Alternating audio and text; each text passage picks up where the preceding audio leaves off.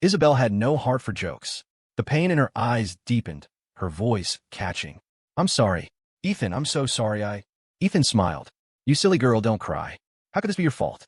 I'm the one who didn't protect you. Isabel's gaze fixed on the wound at the back of his head, which was still bleeding. It must hurt so much, she said, her voice aching. Ethan, I really am a jinx. My whole life, everyone around me has had nothing but bad luck. My mom, my dad. And today, I almost got you killed. I'm sorry. I'm so sorry. Ethan gently wiped a tear from the corner of her eye, his other arm wrapping around her waist. Underwater, his legs kicked steadily to keep them afloat. His voice was soft. Sweetheart, you're not a jinx. You're my lucky star. Including this, we've now survived 2 near-death experiences together. Who else could be this lucky, huh? Isabel lifted her gaze to meet his. The tenderness in Ethan's eyes seemed to overflow. He affectionately tapped the tip of her nose, his voice laced with a magnetic charm. Izzy, you're so beautiful. The most beautiful woman in the world. I wouldn't trade you for anything. The way this damn man flirted, with that casual, roguish edge to his voice, was intoxicating. Isabel's face flushed, and she slowly lowered her head, biting the inside of her lip as a strange heat filled her eyes. Ethan's eyes crinkled in a smile. Izzy, I really love you. So much. Before he could finish, Isabel's hands clamped onto his shoulders. She lunged forward, her lips capturing his. The softness was overwhelmingly real. Ethan froze, his eyes widening. For a moment, time seemed to stop. After a few seconds, Isabel's deep-seated trauma began to surface. She pulled back, her head bowed, her breathing quick and shallow. 1,000 words were caught in her throat, but she couldn't utter a single one. Or rather, she didn't know how to begin. Ethan's brain was still short-circuiting. A moment later, a goofy grin spread across his face. Izzy, I want more. Isabel let out a sound that was half sob, half laugh. Stop it, you're covered in injuries. She glanced at the inflatable boat a short distance away. Let's swim over. You need to get to a hospital. Ethan was still lost in his idiotic bliss. No rush. I'm tough. Izzy, I'm out of strength. Can I get another kiss to recharge my batteries? Isabel bit her lip, fighting the awkwardness her condition forced on her. She shyly closed her eyes and was about to lean in when a buzzing sound echoed from above. A moment later, Jax's voice, slightly tinny from the drone speaker, crackled to life. Oh, dear God. I swear I'm not trying to interrupt, but could you two maybe get ashore before you continue making out? The boat is about to get washed away. Boss, your head is still bleeding. From up here, it looks like she's kissing a hairy, bleeding bowling ball. Damn, how did I come up with a metaphor like that? I've got to admit, my descriptive skills are getting better and better. A fiery blush spread across Isabel's face, and she buried it in Ethan's shoulder, too mortified to look up. Ethan yelled at the sky. Finn, do me a favor and shoot him down. From the drone, Finn's deadpan voice replied. Hey, Jax's voice shouted, panicked. Finn, what are you doing? Why are you grabbing your rosary? Can't you tell the boss is joking? Fuck, my arm. You're gonna break my arm. At the hospital, Ethan was undergoing a full battery of tests. His team waited anxiously in the hallway, occasionally praising Lily, which made the young woman blush so furiously she looked like she'd committed a crime. She seemed desperate to find a crack in the floor to disappear into. Damn social anxiety. Harrison Vance leaned against the wall, his face an unreadable mask. Only when a doctor walked by and greeted him deferentially would he offer a polite smile and a nod, maintaining his gentlemanly facade. Victor Vance sat on a bench with Isabel, making small talk. Don't you worry, my dear. Ethan's built tough. He's just lost a lot of blood, which is why he looks a bit pale. Isabel, looking ashamed, nodded. Dad, I'm sorry for all the trouble I've caused. Victor chuckled. Whatever blame there is to go around, none of it falls on you. Besides, we're family. You can't be so formal with us. Come on, what's past is past. Let it go. Then, his tone shifted abruptly. My dear, don't hide it from me. Your therapy. Has there been any progress? I can see you and Ethan are getting closer. And I really want to hold a grandchild. Isabel was speechless. Could this conversation jump any further? Victor continued. If not, I can find you a specialist. Isabel shook her head. Dad, my problem. Let me handle it myself. All right. Victor sighed, looking as if he wanted to say more, but held back. Just then, the doctor emerged from the emergency room. The team swarmed him, and Isabel shot to her feet, her eyes wide with anticipation. Victor remained seated, simply looking up. How is he? This was, after all, a private hospital under the Vance umbrella. The doctor was deeply respectful. Mr. Vance, your son is fine. A moderate concussion and 3 cracked ribs, but they're not displaced, so no surgery is needed. He just needs to rest. The rest are superficial wounds, all bandaged up. It's a testament to his own remarkable resilience. Victor breathed a sigh of relief. Thank you. You can get back to your work. Harrison took 2 steps forward. Uncle, now that I know Ethan is all right, I can rest easy. I'll head back to the manor. My parents are waiting for me. Victor smiled and nodded. Go on, and send my regards to your father. Tell him to take care of his health. Ah, time waits for no one. Harrison caught the hidden meaning in his uncle's words, but said nothing. He gave a non-committal grunt and strode away.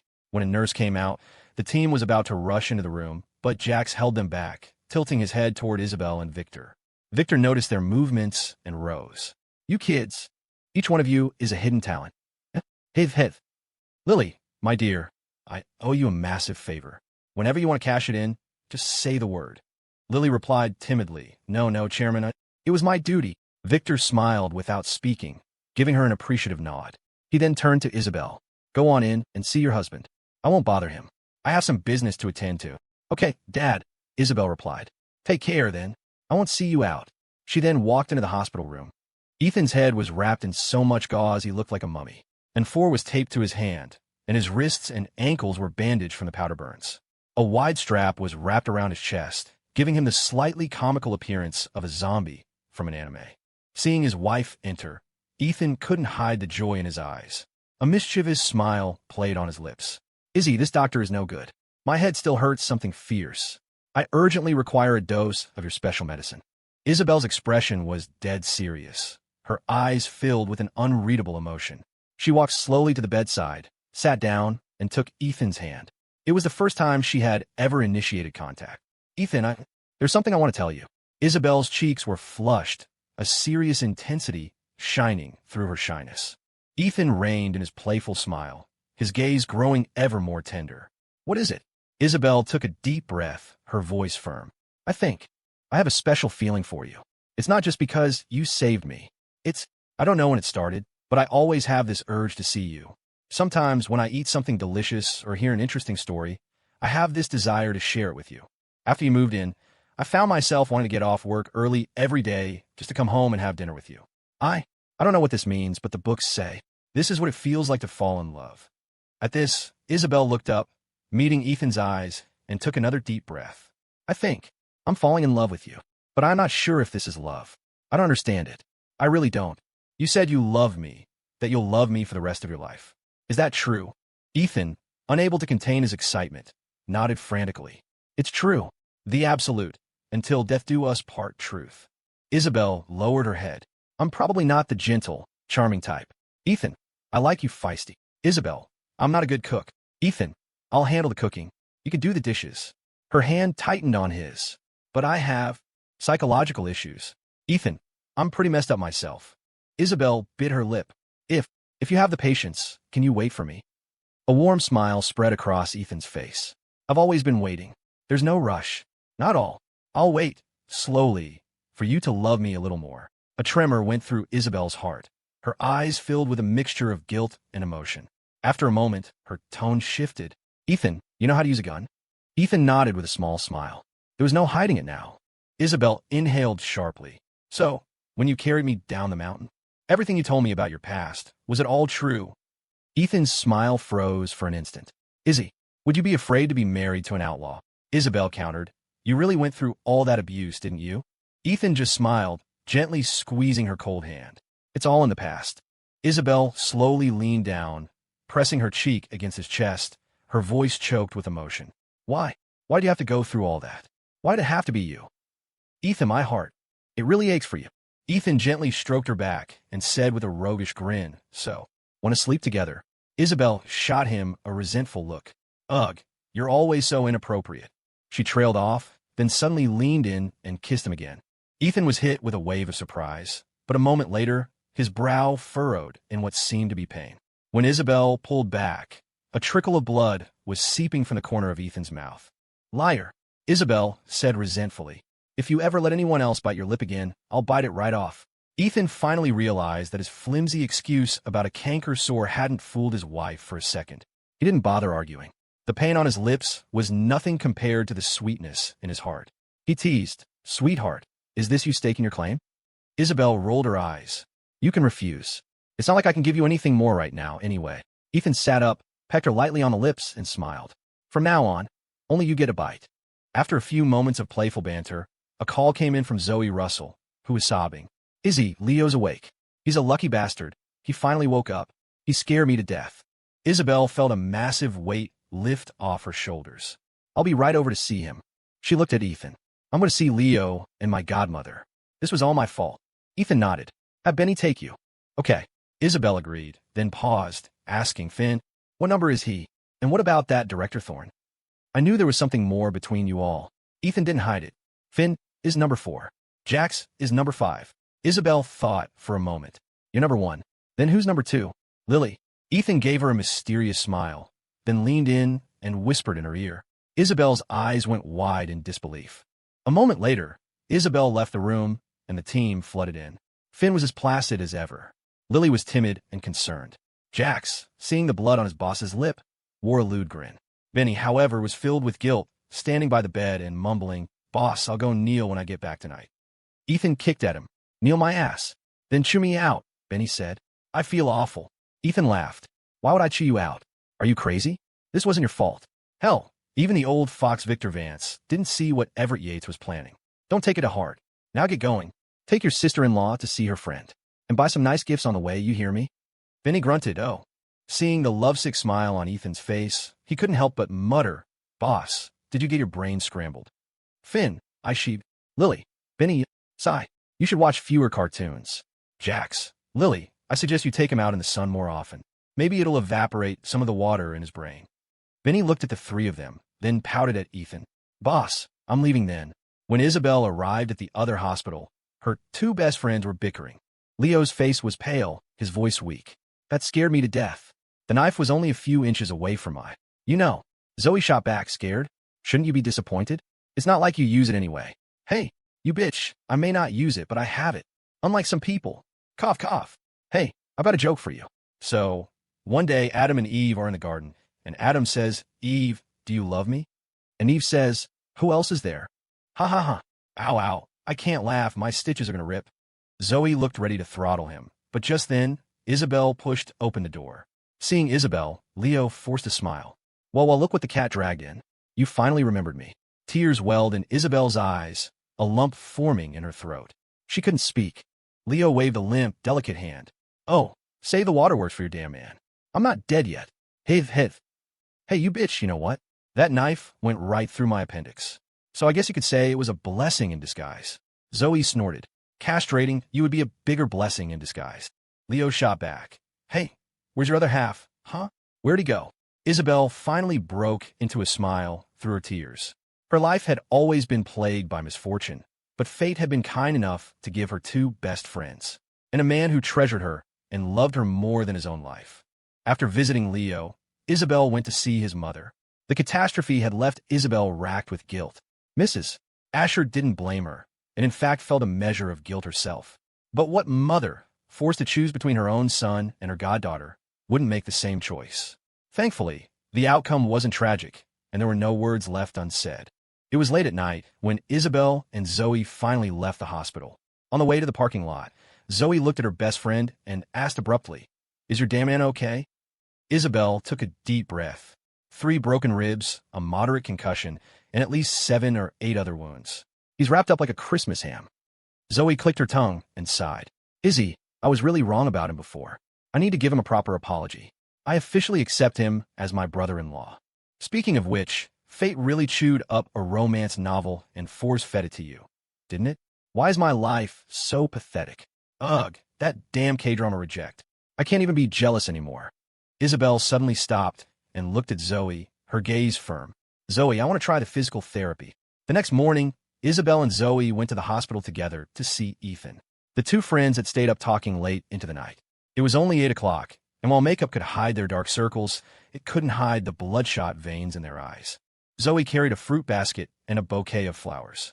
The moment she entered the room, she hollered, "Brother-in-law, your favorite sister-in-law, is here to see you." Finn, who was sitting by the window and looked surprisingly alert despite not having slept, blinked and muttered under his breath, "Crazy woman." Ethan, leaning against the headboard, smiled. "Are you here to see me? Or someone else?" Zoe glanced at Finn and giggled. Both. Finn, is your mouth welded shut? Is greeting an acquaintance a capital offense in your country? You're like a corpse. Finn, Zoe glared at him, muttering, "I she be your sister. It's the only thing you ever say." Isabel couldn't help but smile, her eyes darting between Zoe and Finn. Would this mismatched pair ever get together? A moment later, she looked at Ethan and found him gazing at her with undisguised affection. A blush crept up her cheeks, and she lowered her head slightly as she walked to the bedside. "Does it still hurt?" Ethan grabbed her hand, putting on a pitiful expression. "It hurts. It hurts a lot. I need a dose of Dr. Thorne's special medicine." Isabel extended a finger and gently brushed it against the bite mark on his lip. "The medicine I prescribe," she whispered, "hurts even more." "I'm not afraid," Ethan said. She rolled her eyes. "Be serious. Did the doctor say when you can be discharged? A few more bags of anti-inflammatories, some oxygen, and I can be out by tonight." As they spoke, Zoe placed the fruit on the nightstand, rolling her eyes and muttering, "The stench of love. It's sickening. Shoving your happiness in my face first thing in the morning. That's bad karma, you know." "Isabel, behave." "Ethan, Finn, delete her from your contacts." Zoe scrambled over to Finn, grabbing his phone with both hands. "Finn, are you insane?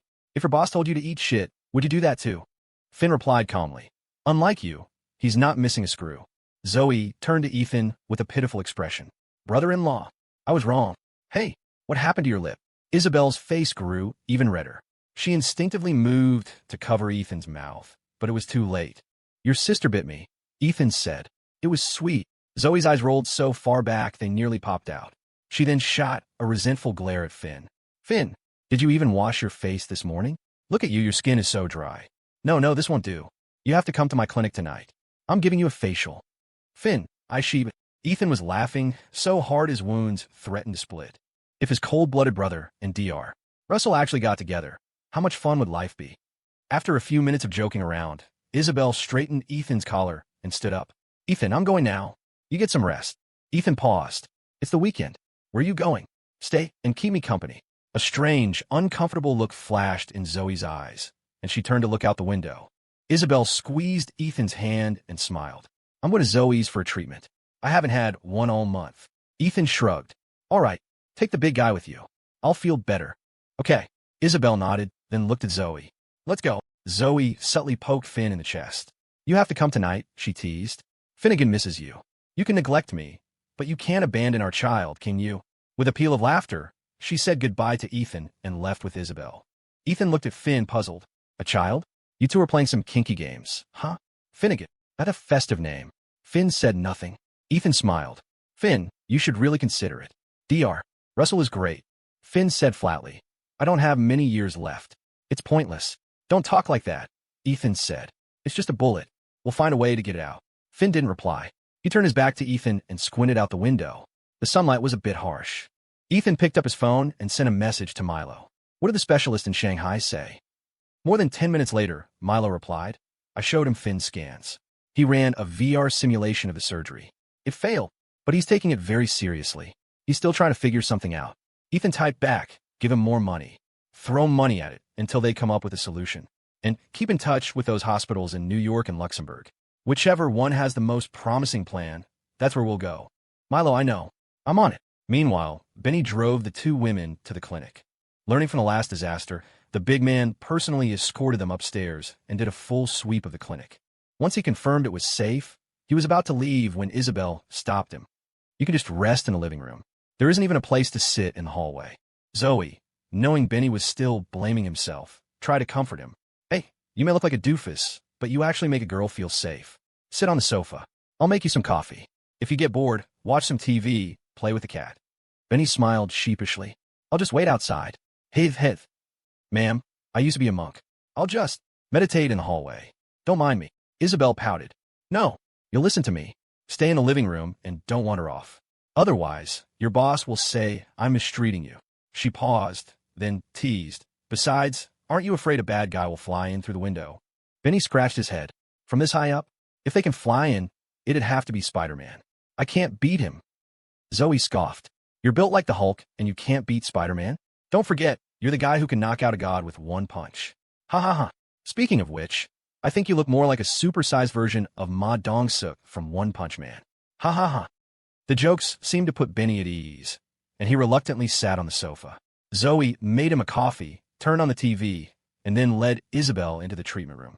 Benny, bored out of his mind, took a sip of coffee and then went to the balcony to play with the cat. The little black kitten was about 2 months old and looked even more delicate cradled in Benny's massive hands. So you're the little punk named Finnegan, huh? Oof. I don't dare curse out your dad, but you think I won't curse you out? Meow. Oh, talking back, I'll flick you right in the nuts. Cats are perhaps the most adorable creatures on earth. They are affectionate when they want to be and aloof when they don't, perfectly manipulating human psychology. Not like dogs who, once they've chosen a master, will give their heart and soul for a lifetime, unerringly loyal. Western wedding vows, full of promises of in sickness and in health, provide an endless source of energy for the god of thunder. Most humans can't live up to those words, but a dog can. Yet some dogs are still abandoned. And today, people don't find the abandoners despicable, but rather direct their cynicism at the dogs themselves. There's a line in No Longer Human. No matter who you are, if you are too passionate, you will not be cherished. If one can avoid violent joy, then naturally there will be no sorrow. The line is bleak, but not without truth. But many people simply stumble upon this quote online, drop a profound-sounding "life is not worth it," and think they have seen through the world, sneering at those who love deeply, mocking them with the label of simp. But why not try to understand the psychological state Desai was in when he wrote the book? Literature is not meant for readers to cherry-pick phrases to validate their own values. Unreserved, deep affection is not wrong. What's wrong is the era. This era of money worship, vanity, and materialism. This era of mob mentality, fractured values, and ostentation. This dark era that praises hypocrisy and mocks sincerity. A few isolated cases out of billions have demonized the entire social climate. If you like someone, pursue them boldly. Even if you were blind enough to fall for someone unworthy, then smile and take the slap fate deals you. In truth, no matter how you look at it, the one who lost you is the one who truly lost out. Afterward, live well, forget well, and be yourself. When you meet someone you like, continue to love. But don't fall for someone you know is unworthy again. Those who betray love will eventually be betrayed by it. Those who repeatedly search for treasure in a garbage dump will be forever depressed. The two are no different, and neither deserves pity. In the treatment room, Isabel drank half a glass of warm water, trying to regulate her breathing and calm her nerves. Zoe, after several hesitant starts, silently turned to adjust the machine beside her. A moment later, she joked, "This thing is practically new. The last patient used it once and never came back. Told me later it was too painful. Ha ha ha." Last night, she had tried to talk Isabel out of it for hours, even threatening to call Ethan. But Isabel was resolute. She had snatched Zoe's phone and said, "I'm sure of it now. I've really fallen in love with him."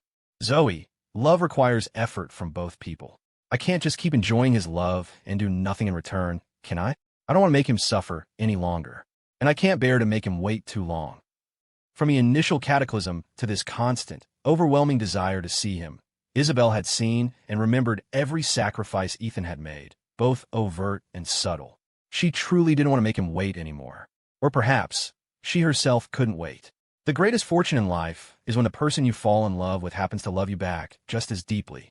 With everything ready, Zoe lowered the chair, had Isabel lie down, and placed the TMS positioning cap on her head.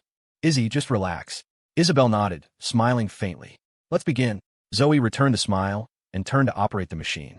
At first, Isabel felt nothing out of the ordinary, no discomfort at all. She was calm. But soon, the beautiful woman's expression began to change. Her face paled, her lips trembled, and a thin layer of sweat beaded on her forehead and palms. Zoe clenched her jaw, her eyes instantly turning red. In truth, the electrical stimulation wasn't particularly painful. What Isabel couldn't suppress were the raw scars deep in her soul. Her entire mind was a movie screen. The inescapable past, triggered by the current, flashed by like a slideshow, each frame crystal clear. The person who loved her most in the world, giving her one last hug, repeating, "Izzy, it's okay, Mom's okay." The resolute back, disappearing into the churning sea. The demon, Jean Marshall, falling under the barrel of Arthur Thorne's gun, his blood-soaked face twisted into a grotesque, hateful grin. The minutes stretched on, 10 times longer than usual. Tears streamed from the corners of Isabel's eyes.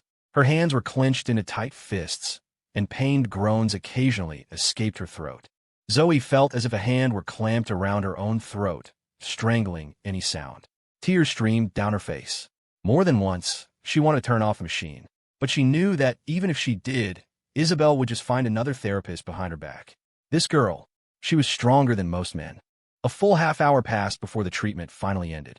The moment the cap was removed, Isabel turned on her side and vomited violently into a trash can. Zoe had already composed herself, her face showing no signs of crying. She gently patted Isabel's back and said with a smile, "It's okay, it's okay. This is a normal reaction. It means it's working. Our Izzy." At this, the psychologist could no longer hold back her facade. A sob broke from her, and she burst into tears. "I'm begging you. Please, let's not do this anymore. Let's take it slow, okay? Let him wait a little longer, please." Isabel's face was devoid of color. After she finished retching, she slowly sat up and leaned wearily into Zoe's arms, a bitter smile on her lips. "When's the next session?" If that damn man saw her like this, his heart would surely break. Zoe was sobbing uncontrollably. She wiped the sweat from Isabel's face and shook her head, choked with emotion. 10 minutes later, the two women emerged from the treatment room, their makeup perfectly reapplied. By now, Finnegan had been thoroughly tormented by Benny and was lying flat on his back, limp as a noodle, his little tail twitching in annoyance. His eyes were filled with a look of utter despair. Upon seeing Zoe, the little kitten scrambled to its feet and ran over, meowing pitifully, clearly tattling. Benny sat ramrod straight on the sofa, pretending nothing had happened. Isabel took 2 steps forward when another wave of nausea hit her. She rushed to the bathroom, dry-heaved for a moment, then staggered back to the living room and sank onto the sofa. She asked Benny guiltily, Do I look unwell?" Benny nodded dumbly, wondering why his boss's wife was throwing up. Isabel pursed her lips. "Don't tell your boss, okay?" Benny blinked his big, intelligent eyes, then suddenly shot to his feet in utter astonishment. "Mrs. Vance, you're pregnant?" "Wahaha, you're pregnant. My boss is the man. He's busy with his business and still found time to sneak in a baby for us to play with. He's incredible." Zoe froze. Isabel was completely speechless. A moment later, Isabel sighed in resignation. "I'm not pregnant. I ate something bad. Anyway, just don't tell your boss, you hear?" Benny grunted, "Okay," and said, "I'll keep your secret," while simultaneously pulling out his phone and turning his back. Isabel didn't know whether to laugh or cry. "Big guy, couldn't you at least make an excuse to go to the bathroom to text him?" Benny chuckled sheepishly. "Ma'am, I'm not actually stupid. I just don't want to lie to you. But I don't want to hide things from the boss either, so..." Zoe, whose sense of humor was practically non-existent, nearly died laughing. Isabel rolled her eyes. "I really did just eat something bad. I don't want him to worry. He's still in the hospital. Let him rest and recover, understand?" Benny hesitated for a moment before finally giving in. "Ma'am, are you sure you're not pregnant? Oh, are you trying to surprise my boss? I get it. I'll keep your secret. Oh man, we're gonna have a baby to play with soon, Zoe, haha, help me. He wants to play with your baby. Ah." Isabel was dumbfounded. It was hard to believe that someone as sharp as Victor Vance had kept this big doofus by his side for over 2 years. After leaving the clinic, Benny drove the two friends back to the hospital to visit Leo. On the way, the big lug was still fantasizing about his future nephew, grinning foolishly and periodically asking Isabel, "Ma'am, have you been to the doctor for a checkup yet?" "Isabel, I'm not pregnant." "Benny, is it twins?" "Fraternal twins would be the best." "Isabel, I'm really not pregnant." "Benny, got it, it's a secret. My bad, I talk too much." Zoe was practically insane with laughter. Isabel, after a moment of speechlessness, changed the subject. "You like Lily?" Benny fidgeted. "No, I mean, yeah, I do." "Ma'am, how could you tell? Did my boss tell you?" Isabel smiled. "You might as well have it written on your forehead." She glanced out the window, and they happened to be passing a mall. After a moment's thought, she had Benny pull over. A few minutes later, she returned with a makeup set and a lipstick, handing them to Benny. "This set is perfect for her skin tone and age. Take it.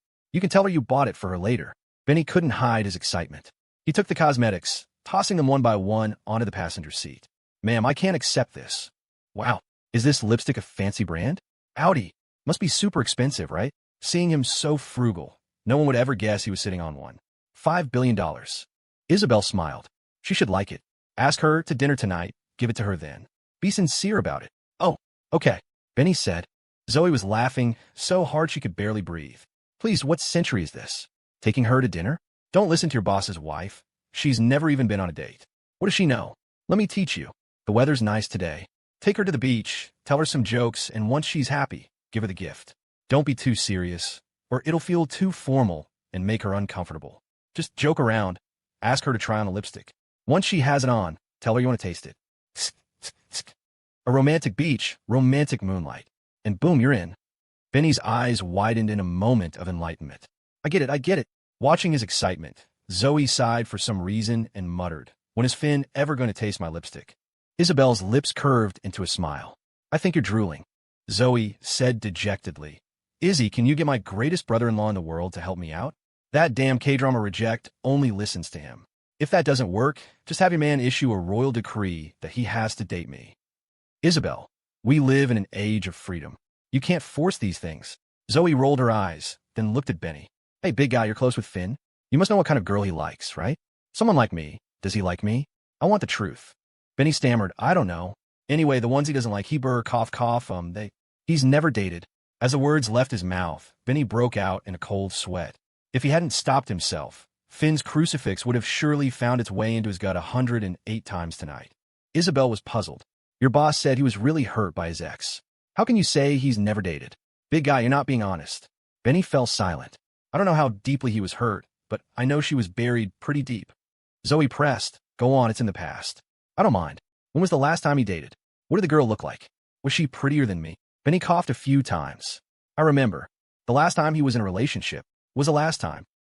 After visiting Leo, it was already afternoon. Zoe took a cab home, and the exhausted Isabel had Benny drive her straight home. She didn't want Ethan to see her like this. That damn man was too sharp. He'd immediately guess she'd undergone the physical therapy. Around 9 that night, Ethan was brought home by Finn. Pushing open the bedroom door, he found Isabel sound asleep. Ethan smiled, tiptoed to the bed, and carefully gathered his wife into his arms, his lips pressing a gentle kiss on her forehead. Pale moonlight streamed through the window. In the silent room, the sound of Ethan's heartbeat was louder than the whispered, Izzy, I love you. Isabel was deep in sleep. Perhaps her position was uncomfortable because she snuggled her head into the crook of Ethan's neck and murmured 2 words in her sleep. Ethan. Elsewhere, Jax had asked Kimberly Frost out to dinner. After the incident, Kimberly had become much more somber. Fortunately, Jax, the master player, was a fountain of jokes and stories, and he always managed to make her laugh. Compared to this international hacker, Benny was just a disaster. A romantic beach, romantic moonlight. Lily held the makeup Benny had given her, completely at a loss. In truth, the 2 armchair generals had been far less thoughtful than Ethan. This girl had never cared for cosmetics. Give her a gun, and she'd be grinning for days. The M200 sniper rifle Ethan had Benny give her last time had kept her too excited to sleep all night. Right now, Benny was unwrapping the lipstick, relentlessly urging Lily to try it. Lily looked pained, but finally refused. Benny, please don't treat me like a girl. I don't really like these things. Benny froze, then chuckled. Hold on, let me try it. Lily watched, dumbfounded, as Benny licked the lipstick. Ugh. Benny's face contorted in disgust. An Audi is supposed to be a good brand. What is this weird taste? I'm never buying one of their cars. Oomph. Lily, next time I'll buy you something tastier. Lily was speechless. Half an hour later, Finn drove back to Emerald Lake Estates. After getting out, he was about to close the car door when his hand suddenly froze. He looked up at the forested mountain behind the residential area, and a murderous aura instantly filled his eyes. In the forest, 2 figures were hidden in the darkness. A man in a clown mask leaned against a tree trunk, chuckling ominously. Well, such sharp intuition, isn't it? Hiv. Truly terrifying. The man next to him, wearing a pighead mask, said in a low voice, The file the boss gave us said he was a top-tier agent. We've both spilled too much blood. It's not surprising he can sense us. Far below, Finn remained motionless, pulling out his gun and chambering a round with a series of sharp clicks. He wasn't certain there was anyone in the forest. It was just a gut feeling, a sense that something was wrong. The human sixth sense is a strange thing. For instance, in a quiet environment, when someone is staring at you from behind, you might not consciously know they're there, but you'll still instinctively glance back. Science has yet to explain this phenomenon. For an agent hardened by years of brutal training, this sense was far more acute than a normal person's. After watching Finn for a moment, the Joker grew strangely excited, his voice trembling as if he were gazing at a long-coveted treasure. He really is a perfect work of art. Hey, hiv, hiv. I want to modify him so badly. Pighead glanced at him and took a step back. Let's go. We've already alerted him. Don't stir up unnecessary trouble. The Joker didn't move, his eyes still fixed on Finn, letting out a series of strange laughs. Pighead's voice was stern. Don't forget the boss's orders. You already displeased him last time. Only then did the Joker stop laughing. His eagle-like eyes were filled with reluctance as he said ominously, I will. Get my hands on him. Hey, hiv, hiv. A moment later, the feeling of being watched faded from Finn's mind. He stared at the forest for a while longer, then closed the car door and entered the villa, thinking perhaps he was just sleep-deprived and on edge. He went to the armory, took several grenades from his pocket, and placed them in a crate. These little toys had been prepared for Everett Yates, but had gone unused. After securing the grenades, Finn looked down at a large crate at his feet, took a soft breath, and muttered, Aishiba, what's the point of keeping this thing? It just takes up space. He bent down, lifted the crate, which weighed at least 150 pounds, and tossed it into a corner. As he turned to leave, he hesitated, then pulled out his handgun, loaded it, and stuffed 4 spare magazines into his pockets. As he walked out, he called Benny. You and Lily stay at the villa. I'm going to the boss's place. Even though his intuition felt strange, he wasn't taking any chances. Ethan was injured. If something happened, he might not be able to handle it. Driving to the underground garage of Isabel's building, the killing machine didn't get out. He simply turned off the engine and sat quietly in the car. He waited deep into the night. When nothing happened, he finally went upstairs to sleep. At the same time, on the deserted streets of the old city, a stooped, raggedly dressed scavenger dragged a large sack of bottles and cans, shuffling along the road and picking up trash. At every dumpster, he would stop, catch his breath, and then meticulously rummage through it. The weather was getting warmer, and there were more empty beverage bottles to be found than in winter. The haul was more than enough to fill his stomach. He had just turned 2 dumpsters inside out and found 7 bottles. The old man smiled with satisfaction, his dark, rough hands placing each bottle into the large sack. Just then, a black van pulled up in front of him. The old man, thinking it was a kind soul about to offer him a handout, took 2 steps forward, his eyes fixed hopefully on the car window. A moment later, the van slowly drove away. Beside the dumpster, only a large sack of bottles remained. As dawn broke, Isabel was awakened by the buzzing vibration of a phone. She slowly opened her eyes to find Ethan's face less than an inch from hers. Morning, sleepyhead, Ethan said softly, declining Leo Bishop's call. Isabel hummed in response, her eyelids still heavy. Seeing that her head was resting on Ethan's shoulder, the beautiful soul didn't react with her usual cataclysmic slap. Instead, she just smiled shyly and murmured, Your arm must be numb. She started to get up, but Ethan's arm tightened around her waist, pulling her forcefully against his chest. With their faces pressed together, Ethan felt the overwhelming softness against him, and his breath grew hot. His voice was seductive. Izzy, how about a morning kiss? Isabel's cheeks flushed. She turned her head away. No. Ethan grinned mischievously, his hands moving up to cup the back of her neck as he gently kissed her. Isabel held her breath. One hand rested limply on his chest while the other gripped his shoulder, trembling slightly. She didn't resist, merely trying to suppress the involuntary awkwardness she felt. Ethan pecked her a few times like a baby chicken, his last kiss lingering as his tongue gently probed her lips. His narrow, tender eyes were full of anticipation. But Isabel had reached her limit. Her body suddenly trembled, and she gently pushed him away, her gaze averted. That's enough. We haven't brushed our teeth. Ethan gave a roguish smile. We can kiss again after we brush our teeth. Shameless. Who was calling you just now? Ethan sighed, holding up his phone for her to see. A friend. A guy. A faint smile played on Isabel's lips. I wasn't saying anything. You should call him back. Ethan nodded, cupped her face for a few more kisses, and then got out of bed, calling Leo Bishop back as he walked out. Grandmaster, there's trouble. Around 3 this morning, a group of guys smashed up our bar. A lot of people got hurt. The cops showed up too. I was drunk last night, so I wasn't in the fight. I just got out of the station after giving my statement, but a dozen of my guys who fought are still being held, and there are over 20 more in the hospital. Leo said frantically. Ethan had previously instructed him that whenever he called, no matter where or what the situation, he was only to address him as the Grandmaster. Hearing Leo's report, Ethan remained unperturbed. Oh, are you okay? Leo was confused. Yeah, but Grandmaster, what I mean is, could it be that celestial axis you mentioned? I'll look into it, Ethan said flatly. You just worry about your man. No, listen to me first. A few days ago, I took some guys and burned down that drug lab, right? I suspect it might be them. The guys who smashed the bar last night, some of them had guns. And they could fight. They weren't ordinary thugs. Maybe the celestial axis is the power behind them. Ethan pursed his lips. All right, I'll look into it. Lay low for a couple of days and clean up the bar. The bar isn't that badly damaged. It'll be fixed in a day or two. The main thing is that a lot of my guys got hurt. Ethan cut him off. You handle it. I have something else to do. That's all for now. Leo, the phone now dead in his hand, was completely bewildered. Why did it feel like? Mr. Vance already knew? Then again, it wasn't that surprising. Mr. Vance had always been cautious. He would never have trusted him to handle things alone. He must have been monitoring the bar from the shadows. Man, serving a king is like sleeping with a tiger, Leo muttered. He put away the burner phone he used exclusively for Ethan, rolled down his car window, and yelled at the blonde kid squatting on the curb. Get in. The blonde kid grunted and got in the car, looking slightly annoyed. Boss, why are you so secretive with me lately? It's not like I don't know you're in contact with Mr. Vance. Leo slapped him on the back of the head. Don't be a smartass. And don't ever mention Mr. Vance again, you hear me? The blonde kid sighed. Got it. Just then, a slender figure strode out of the police station and headed straight for Leo's car.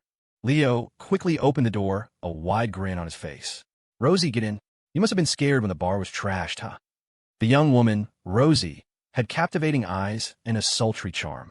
While she couldn't compare to the peerless beauty in the Cheongsam at the Red Tower, who could bewitch powerful men with a single glance, in the eyes of a small-timer like Leo, she was a devastating bombshell. The moment she got in the car, Rosie pouted. Leo, when you poached me, didn't you promise that no one would dare mess with your place? Humph. I think I should just go back to my old boss. Being a lounge singer doesn't pay much as it is. I don't want to get myself killed. Leo chuckled sheepishly. Honey, today was a special case. We were caught off guard. I promise. I'll give you a raise. How about that? And this will never, ever happen again. Rosie gave him a resentful look for a moment before saying coquettishly, You have to promise me. Leo immediately raised his hand in a vow. I promise. I will never let you face danger again. And if you do, I'll stand in front of you. I'll take the knife. I'll take the bullet. I won't flinch. Rosie covered her mouth and giggled, nodding lightly. Okay, I believe you. Leo, you're such a good guy. Her flirtatious charm made Leo's eyes glaze over. He was practically drooling. The blonde kid started the car, glanced at the beauty in the rearview mirror, and swallowed hard. After hanging up, Ethan went to his own villa to find Finn. Finn had been up for half an hour and was now shirtless, doing inverted push-ups in the middle of the living room. If Zoe had been there, she would have probably fainted from lust at the sight of his sculpted muscles. Seeing his boss enter, Finn did a backflip to his feet, caught his breath, and greeted him. Boss! Ethan smiled and walked to the sofa. Stay away from Leo's place for a few days. I have a feeling the celestial axis has started to notice us. While they were dealing with Everett Yates, a drone had appeared over Emerald Lake Estates, hovered for a minute or two, and then vanished. It had all the hallmarks of the celestial axis. Finn nodded. When I got back last night, I also felt like someone was watching me, but it was just a feeling. I had Jax check the surveillance footage, but the forest behind the villa is too dense. He didn't find anything. Ethan was thoughtful. These bastards have deep roots in Port Sterling. They must know a lot about the city's major players. I reckon they've already ruled out a lot of potential candidates for the Grandmaster. It's not surprising they suspect me of being this figure who popped out of nowhere. What I don't understand is why, after all this time, they haven't tried to assassinate us. Do they think that by silencing Martin Marshall, we have no way of finding them? That doesn't feel right. For an organization as secretive as the Celestial Axis, it's unlikely they'd keep relying on luck. The most reliable method should be to take me out, not just keep their distance. Finn considered this. Could it be that they're wary of the Vance family's power and don't dare to provoke you? After all, your grandfather gave them a hell of a beating 30 years ago. 30 years have passed, Ethan said. Is the Celestial Axis the same as it was? Even if it's the old guard rising from the ashes, shouldn't they be seeking revenge? Why are they hiding from the Vances? Are they that terrified of my grandfather? Or do they feel they aren't strong enough to take on the Vances yet and don't dare to make a rash move? Finn shook his head. I'm only good at killing people. You should hash these things out with Jax. Ethan sighed. Then his voice grew heavy. What I'm more confused about is what they wanted from my mother back then. A Ph.D. in medicine. With the technology of 10 years ago, what kind of priceless magic pill could she have possibly developed? Finn blinked. An anti-cancer drug? If you could get a patent for a medicine that's several times more effective than what's on the market, or even one that could easily cure cancer, you could become the richest person in the world.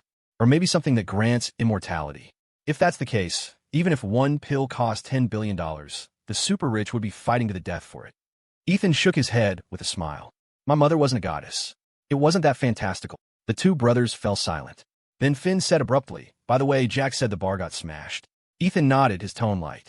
Yeah, Victor Vance did it. Finn was momentarily stunned, but he quickly understood the logic and said nothing more. This father and son. The son robbing the father hitting the son. It was quite a show. Just then, Eva Vance called. Ethan, the East Side Syndicate. Do you have anything to do with it? Ethan pinched the bridge of his nose. My dear sister, are you ever going to let this go? Eva's tone was icy. Answer me honestly. The Grandmaster. Is it you? Ethan sighed in frustration. I'm actually curious. If it is me, what are you going to do, huh? Eva was silent. A moment later, her voice was cool. Do you have any idea how much trouble the East Side Syndicate has caused lately? Based on the evidence the police have gathered so far, they're responsible for the deaths of more than a dozen gang members. Ethan replied flippantly. Then shouldn't you be giving them a Good Citizen Award? Ethan, sis, it's really not me. I've been busy making a baby lately. I don't have time to play vigilante. Eva took a breath. It had better not be you. The police are now paying close attention to the East Side Syndicate. The federal task force is also monitoring them closely. Ethan laughed. Yeah, making moves right under the noses of the feds is pretty bold. I bet your chief has been getting an earful these past few days. And you a little squad leader, even more so. Well, I wish you the best of luck in rounding them all up. Eva snorted. We'll find the evidence eventually. Then, her tone suddenly shifted. Everett Yates. He's fled to Thailand. Ethan grunted, waiting for her to continue. Eva, watch your back. After hanging up, Ethan's expression grew complicated. His sister wasn't suspecting him. She was warning him. But Ethan couldn't feel happy about it. He truly didn't want Eva to compromise her beliefs. He wanted her to stick to her principles, to be a good cop. He had told her about his past out of necessity. He knew that once she learned the truth, she would soften towards him and cover for his team's presence in the shantytown that night. But he never expected the aftershocks to be this strong enough to change the way his sister thought. Eva Vance was at Phoenix Crest Manor. After her call with Ethan, the beautiful detective composed herself and went to the Eyrie to visit her grandfather. Although Theodore Vance was in his 80s, he never held the old-fashioned belief of favoring sons over daughters. In fact, he had always doted on his daughters and granddaughters, strictly adhering to the principle of raise daughters rich and raise sons poor. Ironically, the son he'd raised poorest, Victor, had turned out to be the most successful, and the grandson he'd favored least, Ethan, was the one who most impressed him. In contrast, the daughter he'd spoiled the most had turned out the worst. As for his granddaughter Eva, he never had the chance to spoil her. The girl held a deep grudge over her mother's death. If it weren't for his declining health, she probably wouldn't have visited him at all. Unless, of course, she had enough evidence to slap cuffs on him. The moment he saw her, Theodore's face broke into a grin of pure joy. Eva, you're here so early? Your eyes are as red as a rabbit's. Been working all night again. Eva's lips twitched. She placed a box of mung bean cakes on the nightstand. Dr. Hey said you can eat these now. I was passing by, so I bought you some. The old man teased. You and young Linus seem to be in close contact. Eva shot him a look. I was just asking about your condition. Aren't you a little old to be gossiping? The old man chuckled. You're 30 now. It's about time you got married. Eva's gaze turned colder. That's my business. Don't you worry about it. Theodore clicked his tongue and sighed. My dear girl, your grandpa actually has some regrets. Back then, I shouldn't have used my children's marriages as bridges for the Vance family's expansion. But it's too late for regrets. Eva's face hardened. You seem to be recovering well. I'm leaving. Theodore wanted to clear the air with his granddaughter, but it seemed this fiery-tempered woman wasn't giving him a chance. He could only give up, reminding her, don't work so hard. Your health is important, you know? Eva gave a non-committal reply and turned to leave the bedroom. At the same time, Dr. Linus Hayes emerged from the back courtyard. Seeing Eva, he quickly tried to turn around, but before he could take a step, the tigress called out, Get back here. Linus closed his eyes in resignation, turned back, and slowly approached, forcing a smile. Miss Vance, you're here so early. Eva met him halfway, her tone sharp. Why are you always avoiding me? Linus looked innocent. Was I avoiding you? Eva stopped in front of him, the two of them face to face. The detective was tall, and even in flat shoes, she was slightly taller than Linus, completely overpowering him with her presence. Linus instinctively took a step back, smiling faintly. "Miss Vance, why are you looking at me like that? Do I look like a thief?" Eva stared into his eyes without blinking. She waited until he had taken another step back before speaking. "I'm not feeling well. Take a look at me." Linus breathed a sigh of relief. "All right then, let's go to the treatment room. I'll check your pulse. You do look a bit pale." Eva cut him off. "No need. I'm off tomorrow. Come to my house tonight to check on me. And stay for dinner." Linus was dumbfounded. He stood there stunned for a long time before trying to refuse. Your grandfather needs me here. Eva, I'll talk to him. I'll get you a few hours off." Linus stammered, trying to think of another excuse, but Eva spoke again. "I'm making my special spicy fish stew. If you don't show up, I'll bring it to the manor and pour it on you." Linus was speechless. "Did you hear me?" "Oh, I heard you." At dusk, in that mysterious place marked everywhere by the Spade and Snake's Eye logo, the Joker, Pighead, and a woman in a fox mask sat scattered around a circular table. They didn't seem particularly familiar with one another, or perhaps they were all just cold-blooded by nature, unable to form any real bonds even after years together. Soon, the aged, raspy voice of the Celestial Axis's leader, distorted by a voice changer, came through the overhead speakers. "Joker, Boar, what's your progress?" A dim pendant light hung above the Joker, casting a faint glow on his grinning, terrifying mask. It was a chilling sight in the dark room. He seemed lost in thought, as if he hadn't heard the question, and was methodically tapping the table with a scalpel. Pighead glanced at him and spoke calmly. "They've run into some trouble recently. They took out Everett Yates. We've tailed all of them. We haven't found any connection between them and the East Side Syndicate." The leader was silent for a moment, then asked, "And last night, they made no moves?" Pighead, no. They were all at the hospital. The foreign hacker and the female sniper left at dawn. The agent stayed by Ethan Vance's side. They only separated tonight. Upon hearing agent, the Joker's hand froze. He snapped his head up to look at the speaker. "Boss, I think we should eliminate that agent. With him around, he's a major threat to us. And that Ethan Vance is still investigating us." The leader's voice was stern. "Don't create more problems. The priority is to obtain the research results at all costs. We don't have the energy or the time to confront the Vances." The Joker clenched his fist. What if Ethan Vance really is the Grandmaster? The East Side Syndicate has already hijacked several of our shipments. A few days ago, they burned our factory in the North District to the ground. You still want to wait and see? It's just the Vance family. If we assassinate Theodore and Victor Vance, they silence, the leader roared. "I'll remind you one more time. Know your place, Joker. Never, ever overstep your bounds." The Joker gritted his teeth. Then with a strange laugh, he dragged the scalpel across his own palm, opening a bloody gash. As if releasing pressure, he let out a long sigh. "I'm sorry, boss." Hit. Pighead glanced at the psycho, unfazed, and looked up. "Boss, a couple of days ago, the East Side Syndicate hijacked a smuggling ship. The backer for that shipment was Victor Vance. Early this morning, Victor Vance's men clashed with the Syndicate. Many were injured. I don't think the East Side Syndicate has any connection to the Vances. Whether they do or not, it's time to send this East Side Syndicate a message. I was so anxious to identify the Grandmaster because I wanted to be absolutely sure. At this critical juncture, it's hard not to suspect that the Vances are trying to force our hand. You arrange it. Remember, don't use anyone from within the organization. Let the dealers under our control test the waters, see what they're all about." Pighead, "Yes, sir." The leader, White Fox, "How is the experiment progressing?" The woman in the fox mask looked up. "The success rate in the mouse trials has reached 70%. But in the human trials, there hasn't been a single success." A long sigh echoed from the speakers. White Fox shivered. "A bunch of failures. Keep trying." "I'll say it again, we're running out of time."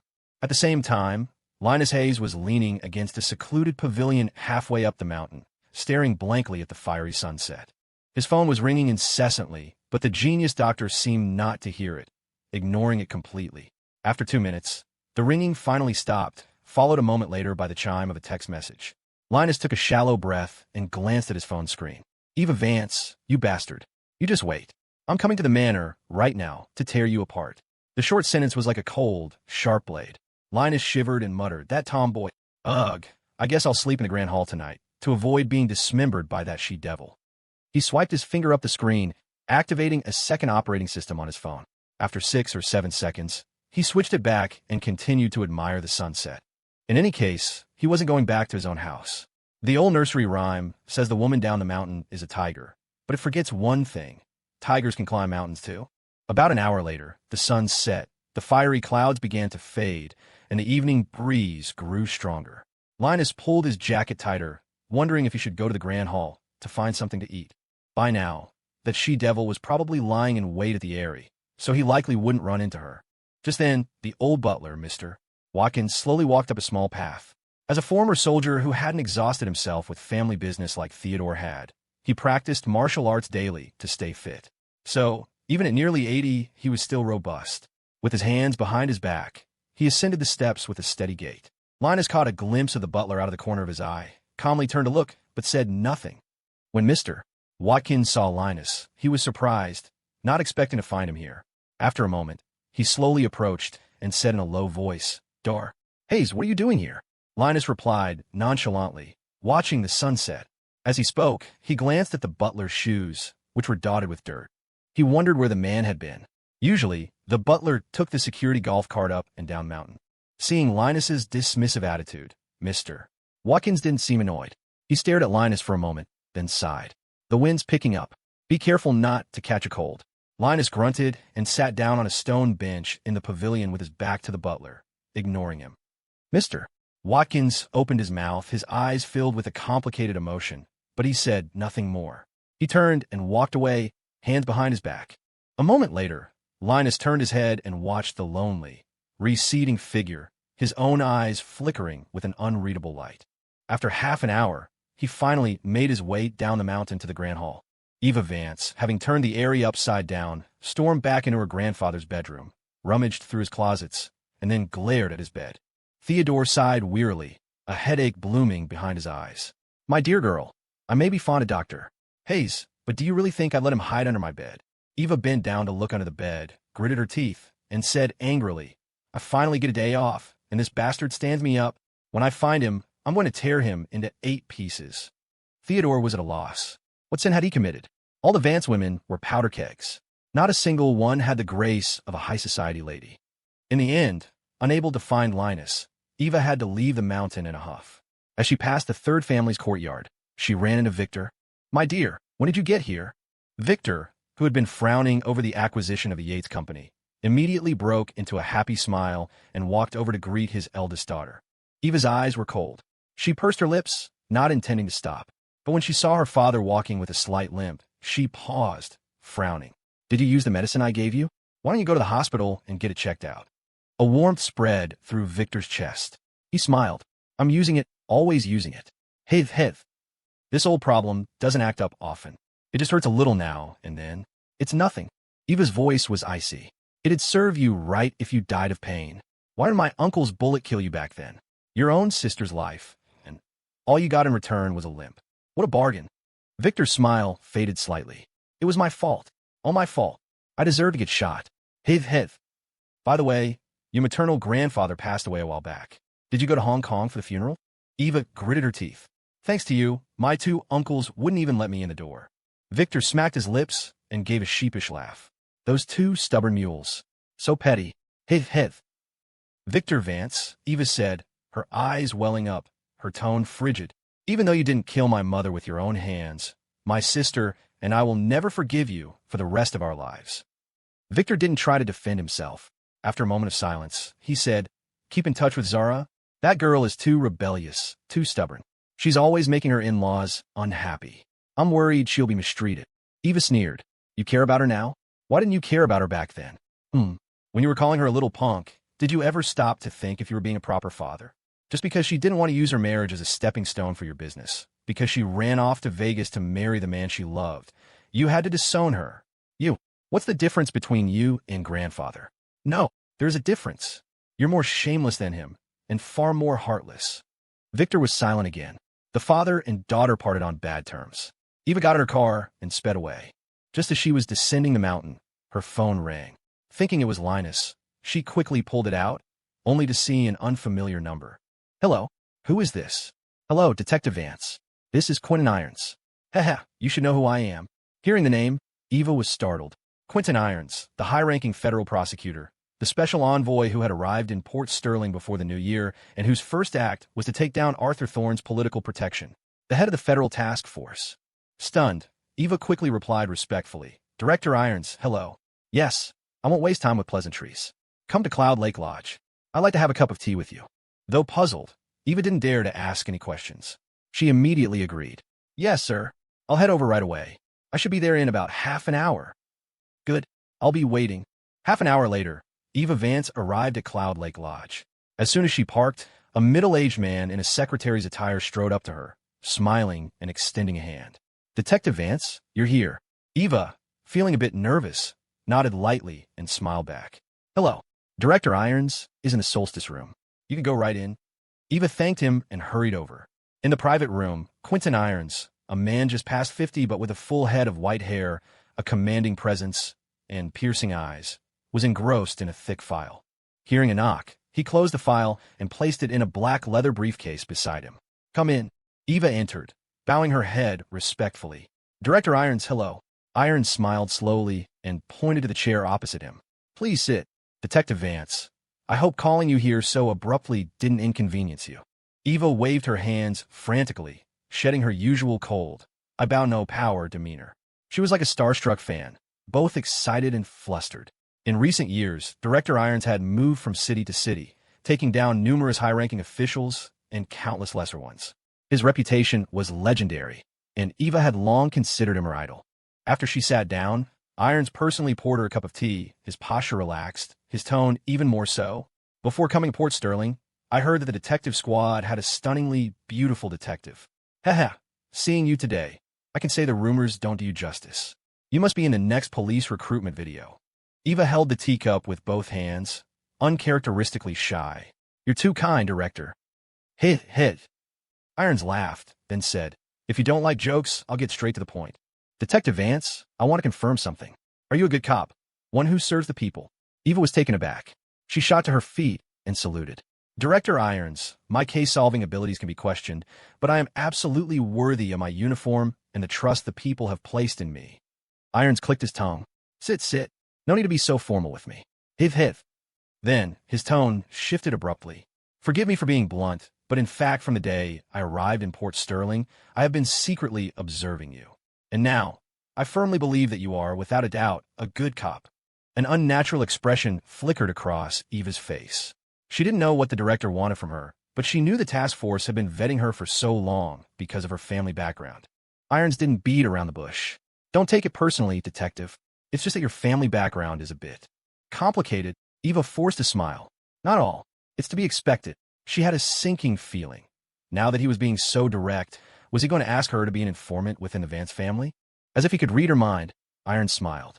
"Detective Vance, your family has been a dominant force in Port Sterling for decades, a heavyweight in the business world. I've heard whispers about their history, the good and the bad, and I have my own judgment. Don't worry, I won't put you in a difficult position. I've called you here for something else." Eva was confused. "Director, please, just tell me." Irons stood and walked to the window, gazing at the distant 9-story tower. "The Red Tower. Have you ever been there?" Eva's expression froze for a second. She answered honestly, "No. Since I joined the force, there have been no incidents at the Red Tower. Besides, it's a high-end private club. I can't get in." "But you must have heard what kind of people can get in, right?" Eva frowned. "Of course. Many people in the Vance family have memberships to the Red Tower. As for the others, I don't need to say it. You probably already know." Irons chuckled and turned back, pointing to 3 sheets of paper on the table. "This is the list I've compiled over the past few months." Eva took the papers. The names crammed onto them were far more numerous than she had known. A chill ran down her spine. Irons sighed. "Years ago, I heard that Port Sterling had a Red Tower, and that its owner had connections that reached the heavens. A local kingpin jokingly called the city's unofficial head of appointments. Oof, look at this. These lists. They're all his disciples, his dogs. Port Sterling. It's rotten to the core." Eva was even more confused. "Director, what exactly do you want me to do? I'm just a frontline detective. I don't deal with these officials, and I certainly don't know about their private lives." Irons stared into her eyes, his gaze suddenly deepening.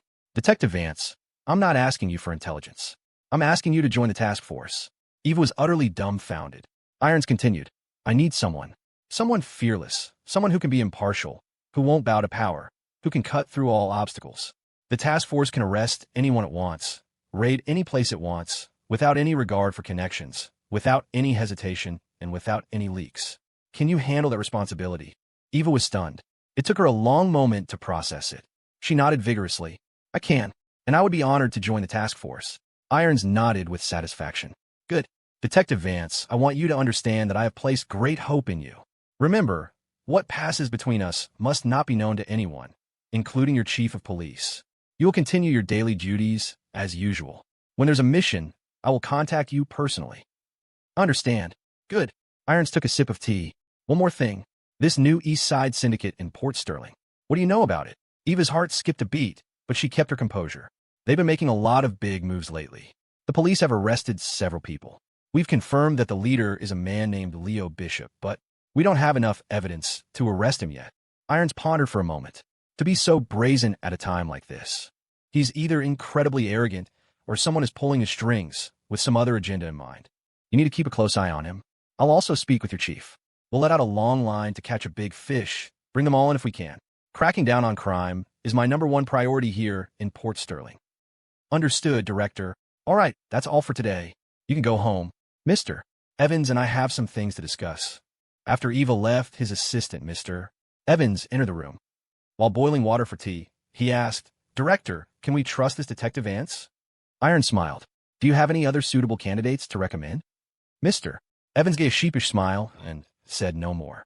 A moment later, he took several photos from his briefcase and laid them in front of Irons. These just came in, he said in a low voice. Irons looked through them. They were pictures of Sienna Sterling, arm in arm with Jonathan Croft, the president of the Port Sterling Chamber of Commerce, entering the Red Tower. Oof. A transparent attempt to hide the truth. Irons said coldly, this Croft is probably just a stand-in. He tapped his finger on Sienna Sterling's picture. Dig into her. This woman, she has too many stories. Understood. Mr. Evans nodded. He collected the photos and went to the window, gazing at the distant Red Tower. He frowned. Director, do you think it's really him? Irons took a deep breath, his Adam's apple bobbing. He pursed his lips and didn't speak. But his gaze grew deeper, more profound. Another rainy day. As evening fell over Port Sterling, Isabel Thorne was in the main conference room at Elysian Media, deep in a meeting with her department heads. In her private office, Ethan Vance, now about 80% healed, sat on the sofa, idly flipping through a worn copy of The Great Gatsby. He wasn't a fan of this kind of tragic romance, but he was bored. He'd found it on his wife's bookshelf and picked it up out of curiosity. Tucked near the end was a bookmark with a single, handwritten sentence.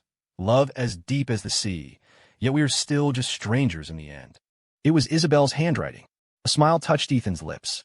So, his brilliant wife, who professed to know nothing of love, was trying to find its traces in the pages of old books.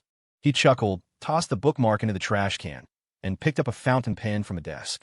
He turned to the last blank page of the book and, in a sweeping, confident script, wrote a sentence that was both direct and wonderfully childish. Ethan Vance loves Isabel Thorne. Then, beside the words, he began to draw. A few moments later, Wendy, clutching a newly signed major contract, practically skipped into the office, her high ponytail bouncing behind her. The joy on her youthful face was impossible to hide as she pushed the door open without knocking. When she saw Ethan on the sofa, she froze, startled. She quickly retreated, shut the door, and then knocked softly. Ethan didn't look up, too focused on adding the finishing touches to his artwork. Come in, he said, his lips curved in a smile. When he opened the door again, her voice timid. Mr. Vance, I'm so sorry. I didn't know you were in Ms. Thorne's office. When did you get here? I'll make you some tea right away. Ethan glanced up, a faint laugh in his voice. Not long. My wife's in a meeting, so I didn't want to disturb you all. You go on with your work. I'm just waiting to take her home when she's done. When he stood there, speechless. Seriously? Did you have to explain all that to me? Just had to rub it in, didn't you? She grumbled internally, but wouldn't dare say it aloud, managing only a strained smile and a nod. As she nodded, her eyes fell on the drawing in Ethan's lap. It was a simple sketch, but the likeness was so perfect, it was clear he had real skill. The drawing depicted Isabel and Ethan locked in a passionate kiss. Wendy's face flushed, and her heart hammered in her chest. Oh God, save me, she thought. Is it a crime to be single? Ethan glanced at her, feeling neither childish nor embarrassed by his doodle. He even had the nerve to ask with a grin, is it good? Wendy nodded frantically, then spun around and hurried to the desk. She set down her folder and began busily tidying the other papers on the surface. Ethan chuckled, then looked back down at his drawing. For a second, his smile froze. He stood up, walked leisurely to the desk, and laid the open book on top, ensuring it would be the first thing Isabel saw when she walked in. When he watched him, thinking, is Mr. Vance acting up again? Or has Ms. Thorne finally tamed him? I don't think I've heard a single rumor about him lately. Just then, Ethan turned, and the hem of his jacket caught the edge of Isabel's water glass on the desk. Wendy's reflexes were sharp. She shot out a hand and caught the glass just as it was about to fall. Ethan, who was now rummaging through the bookshelf again, didn't even notice his near disaster. Not wanting to make a scene, when he quietly placed the glass back where it belonged, finished tidying the desk, and, after a quick farewell to Ethan, hurried out of the office. A moment later, Ethan pulled out another book, Tinder is the Night, and settled into the leather chair to flip through it, his eyes occasionally glancing at the water glass on the desk. About half an hour later, Isabel's meeting finally ended. As she stepped out of the conference room, Winnie rushed up to her. Ms. Thorne, Mr. Vance is in your office. He. Isabel was surprised. The damn man had been cooped up at home for days, recovering. Just last night, he'd been moaning in pain, complaining his chest felt tight, insisting on taking off his pajamas, and sleeping curled up in her arms like a child. And he was fully recovered in one night, always taking advantage. Isabel muttered to herself, but the corner of her mouth twitched into a smile. She remembered how he'd shamelessly begged for kisses last night, and a blush crept up her cheeks. Wendy, an assistant who had been sponsored by the Thorne family from middle school through college and had worked at Elysian ever since, had never seen her boss with such a shy, love-struck expression. She sighed internally. Love really does turn your world upside down. The old Ms. Thorne would frown if a man came within 20 feet of her. Look at her now. It's over, Wendy thought. Mr. Vance has completely conquered her. What is he doing in there? Isabel asked. Wendy's face turned red as she stammered. Ms. Thorne, you should just see for yourself. I wish you both happiness, a long and prosperous life together. Isabel stared at her. What on earth is she talking about? Just then, the door to the CEO's office swung open.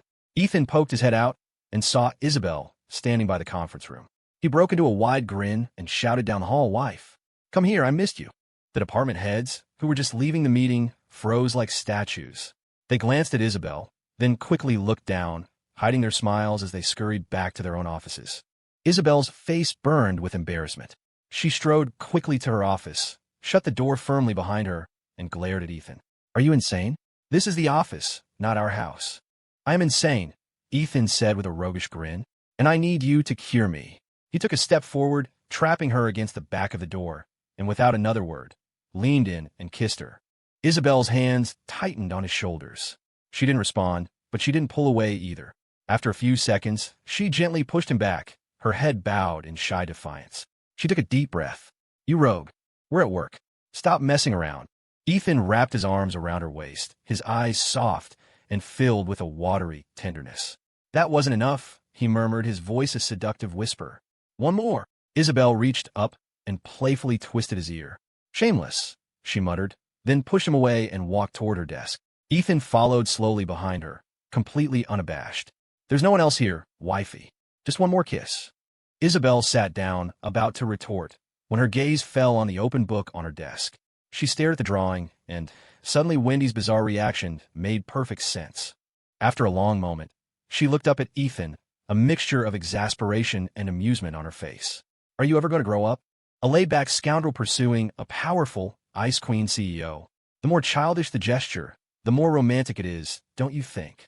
Ethan said with a wicked grin. He hopped onto the edge of her desk and reached out to gently flick a stray strand of hair from her forehead. Do you like it? Isabel rolled her eyes, closed the book, and put it away in a drawer. Wife, you should stop reading these kinds of books, Ethan said. I'm not going to become a stranger to you. And I don't have a garden full of roses. I only have you. Isabel met his gaze, a hint of cool displeasure in her eyes. You've only been quiet because you're injured, right? Otherwise, you'd be back to your nightly escapades. Are you sure you're short on roses? Ethan took a breath and smiled. Already told you. All of that was just an act. Wife, you're actually jealous now, aren't you? Huh? She glared at him. I can't be bothered with you. I promise. I'm done with all that, Ethan said, raising his hand as if taking an oath. Grandfather knew I was acting all along. so there's no point anymore. My uncle's been sidelined, and as for my aunt, I'm tired of the charade. I'll just handle things as they come. But I will never make you jealous again. Wife, trust me. If I'm lying, may I be struck by lightning. Boom! A sudden, deep roll of thunder cut through his performance. Isabel turned to look at the downpour outside the window, then back at the dumbfounded Ethan. She pursed her lips. No wonder it's been storming so much this month. Ethan was speechless. Just then his phone rang. It was Leo Bishop. Ethan held the screen out for Isabel to see. It's a guy. Isabel pressed her lips together. What are you doing? You always make it seem like I'm controlling you. Just take your call. She knew Ethan was still investigating her mother's murder from 10 years ago. This Leo Bishop was probably one of his people. Even though Ethan never took Leo's calls in front of her, she never asked.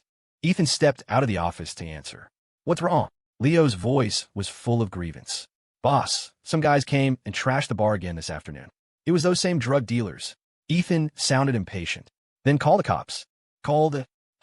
The cops. Ethan sighed. Boss Leo, you're the head of the East Side Syndicate, not my son. You don't need to report this stuff to me. Whatever they do to you, you do it back to them twice as hard. They're like smashing up your bar. You go seize their product. If you can find out where their little workshop is, burn it to the ground. In this business, you have to be ruthless and vengeful. If you're not, how will they ever fear you? Do I really have to teach you this? Leo gritted his teeth. Right. Boss, I'll do it. I'll go all out. Son of a bitch. Rosie got hit with a pipe in the brawl this afternoon. These bastards have no bottom line, hitting a woman. Hearing Rosie's name, Ethan paused. Leo, it sounds like you've got a thing for this singer. Leo gave a nervous laugh. Well, you said if I like someone, I should go for it. And I really do like her. Ethan thought for a moment, his voice growing serious. Just don't forget what I told you. Every crew in Port Sterling is watching you right now. If you let your guard down, you'll end up dead. Understand?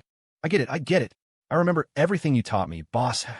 Leo paused, then asked, Boss, do you think the Celestial Axis is behind these dealers and their crazy retaliation? A mysterious and powerful organization like them must have their hands in the drug trade, right? Ethan had suspected as much for a while, but didn't say so to Leo. Just your job. If you need hardware, let me know. I have plenty. You need to hit them hard, so hard that the mere mention of your name makes them tremble. Leo's voice was firm. Got it.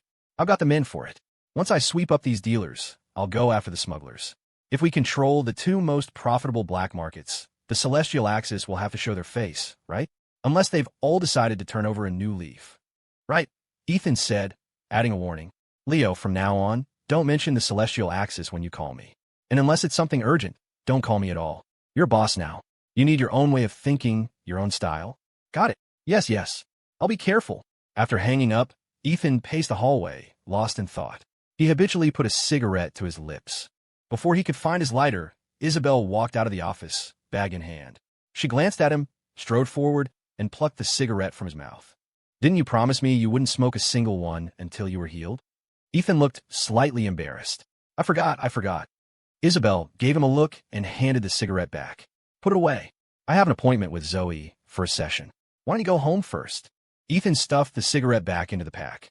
I'll go with you. Isabel shook her head. No, if you're there, I can't relax enough for the therapy. I'll wait for you downstairs. I won't come up. It's pouring and it's too cold. Listen to me. You go home first. Benny can drive me. Ethan shrugged, then pulled Isabel into his arms, his smile gentle. Wife, you've been to therapy a lot lately. Can you handle it? Isabel looked down. It's fine. It's just normal therapy.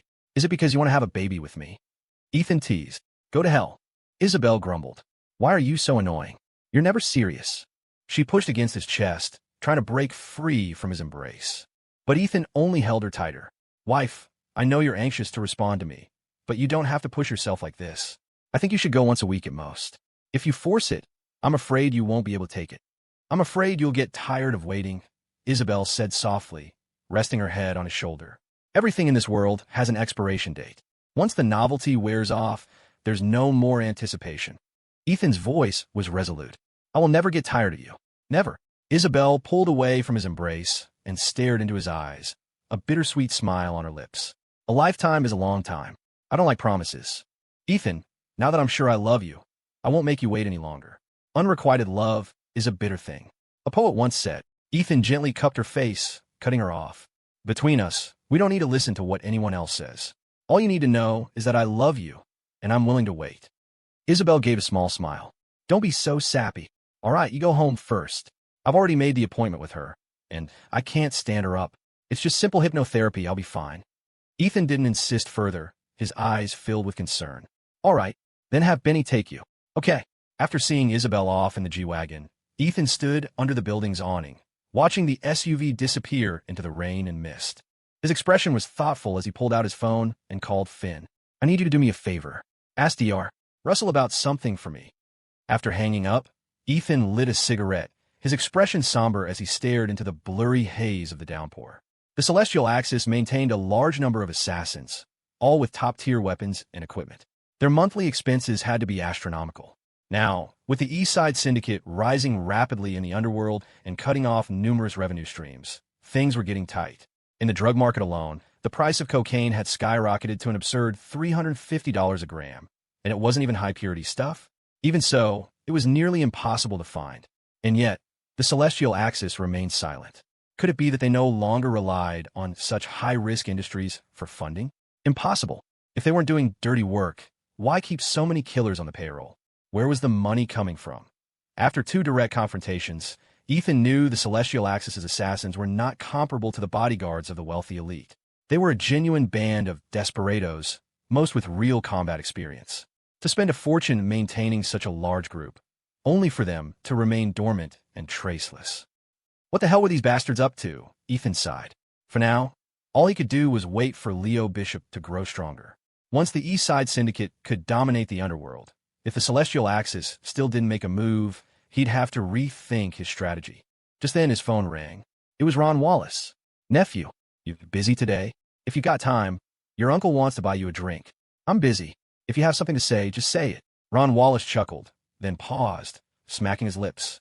Nephew, I actually do have something to tell you. But first, you have to promise you won't blame this on me. Spit it out, Ethan said impatiently. Ron hemmed and hawed, seemingly unsure how to begin. Ethan felt a bad premonition creeping in.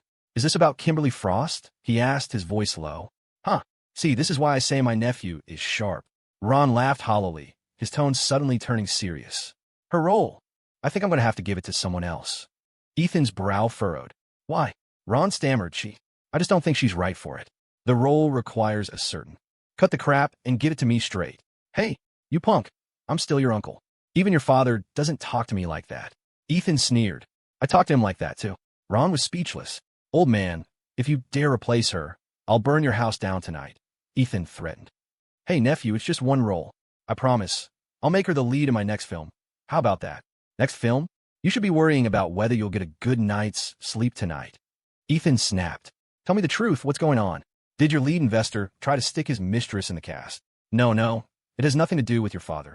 Ron paused, then sighed. Someone wants to blacklist her. Ethan was confused. Who? Ron's tone was pleading. Nephew, stay out of this. It's not a complete blacklisting.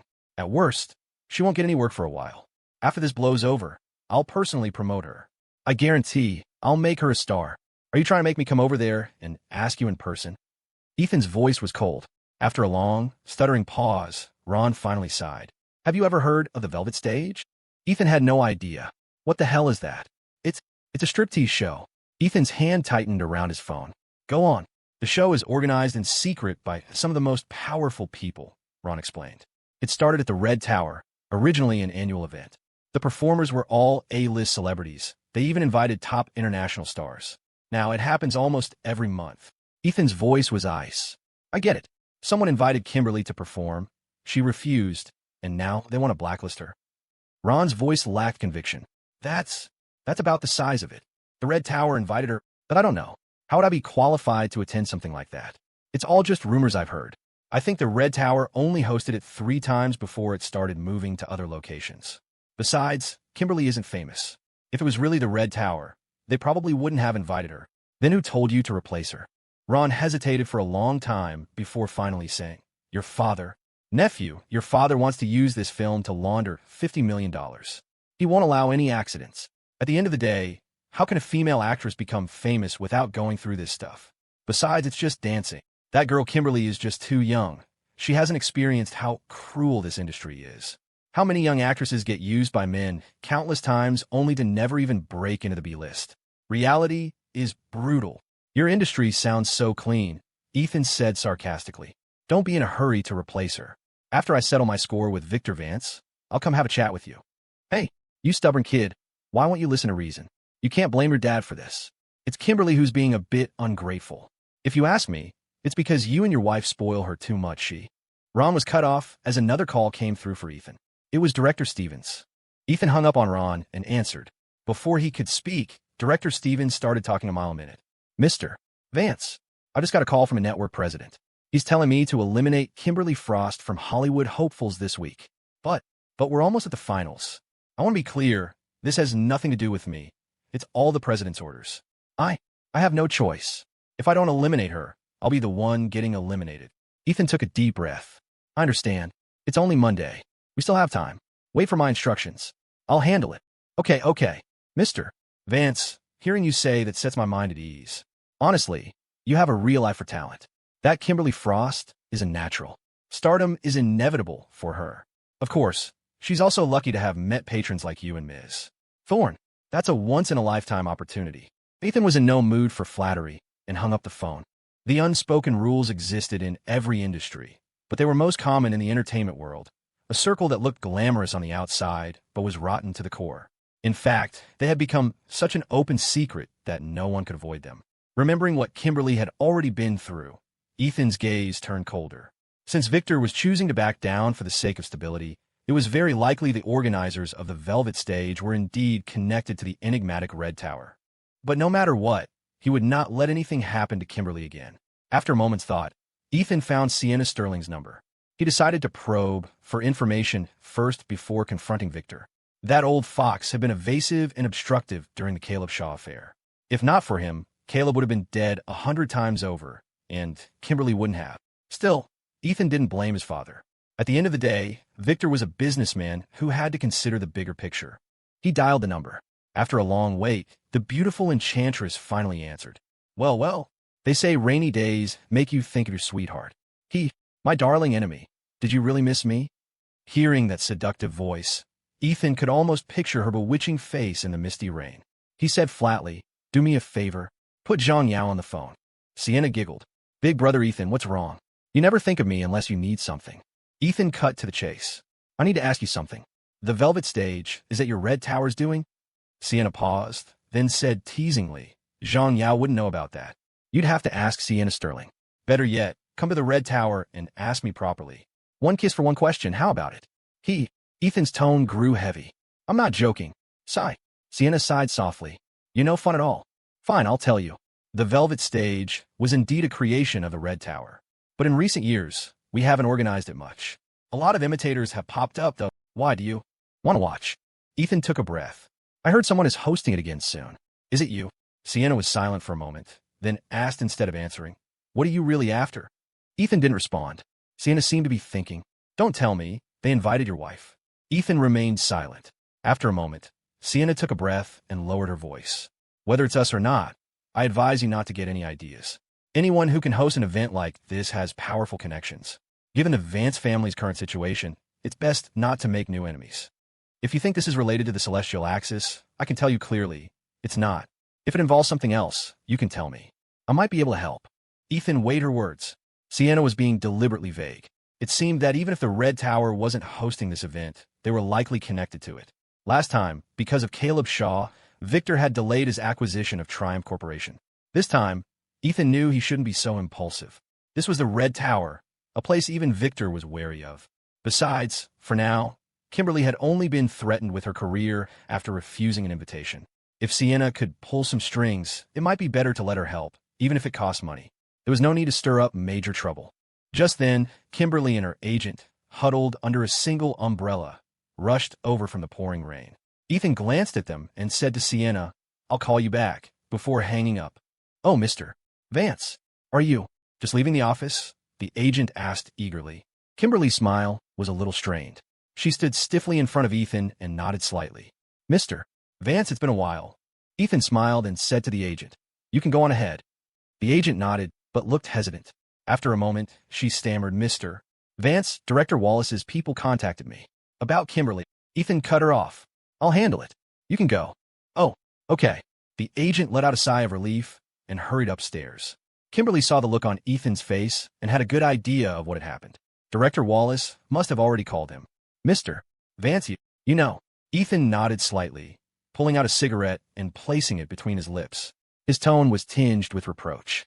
Why didn't you call me? When I took over Elysian, I said I would ensure none of our artists would be exploited. You don't trust me? Kimberly understood. He was wording it that way to avoid bringing up her traumatic past. A warmth spread through her chest. She bit her lip and mumbled, head down, Mr.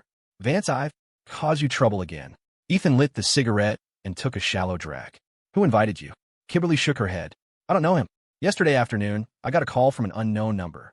He said his name was Danny Chun, and then he invited me to the Velvet Stage. I didn't know what that was at the time. Another actress on set told me. I refused, and then he threatened to blacklist me. I thought he was just trying to scare me, but I didn't expect everything to come true today. Danny Chun, Ethan muttered. He paused, then said, give me his number. I'll ask a friend of mine. If he knows him, he can talk to him. If not, I'll figure something else out. It's okay. Kimberly's eyes darted away, her expression nervous. Mr. Vance, after I rejected him yesterday, he contacted me again last night. Seeing her struggle to speak, Ethan grew suspicious. What is it? Kimberly squeezed her eyes shut, her voice choked with emotion. He has the videos Caleb Shaw took of me. He said he'd give me 2 days to think about it and warn me not to tell anyone about the Velvet Stage, or else he'd post the videos online. At these words, a cold light flashed in Ethan's eyes. Does Tony know? He asked, his voice low. Kimberly shook her head. How could I ever tell him something like this? She gritted her teeth, tears welling in her eyes.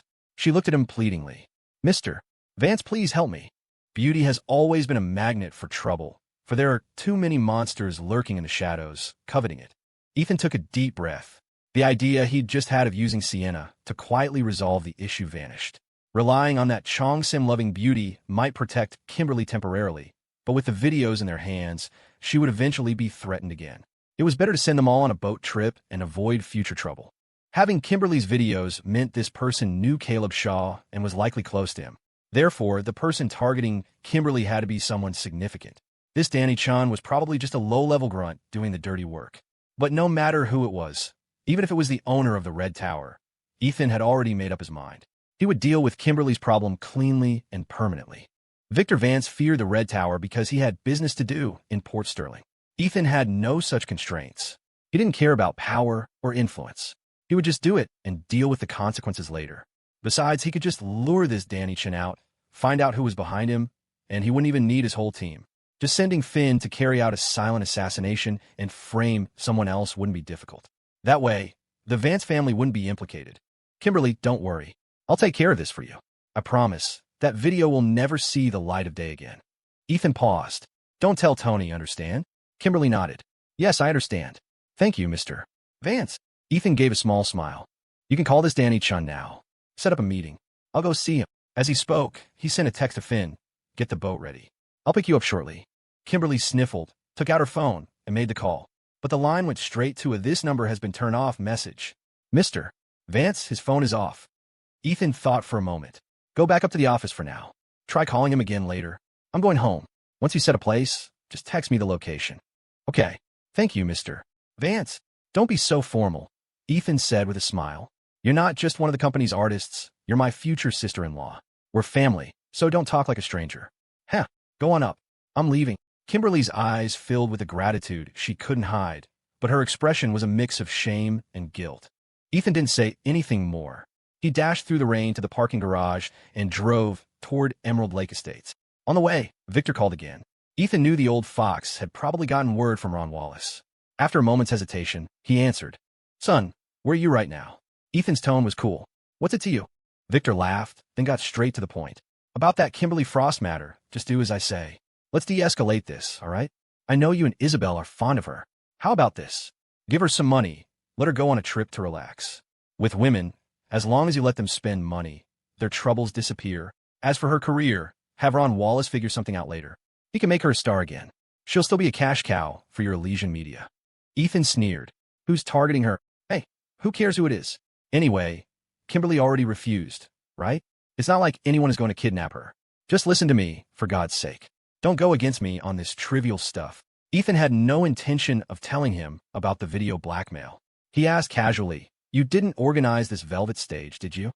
Victor was exasperated. "If I dared to do something like that, do you think your grandfather would tolerate me? Then tell me, who is it that has you so spooked? Huh? Is it the Red Tower?" Victor's voice grew heavy. "Stop asking. This matter isn't complicated." Hearing Victor start to stonewall again, Ethan hung up the phone. He refused to let history repeat itself. When he got home, Finn was sitting before the panther statue, a Bible in his hands. In front of him on his knees were 2 handguns for grenades and 4 fully loaded magazines.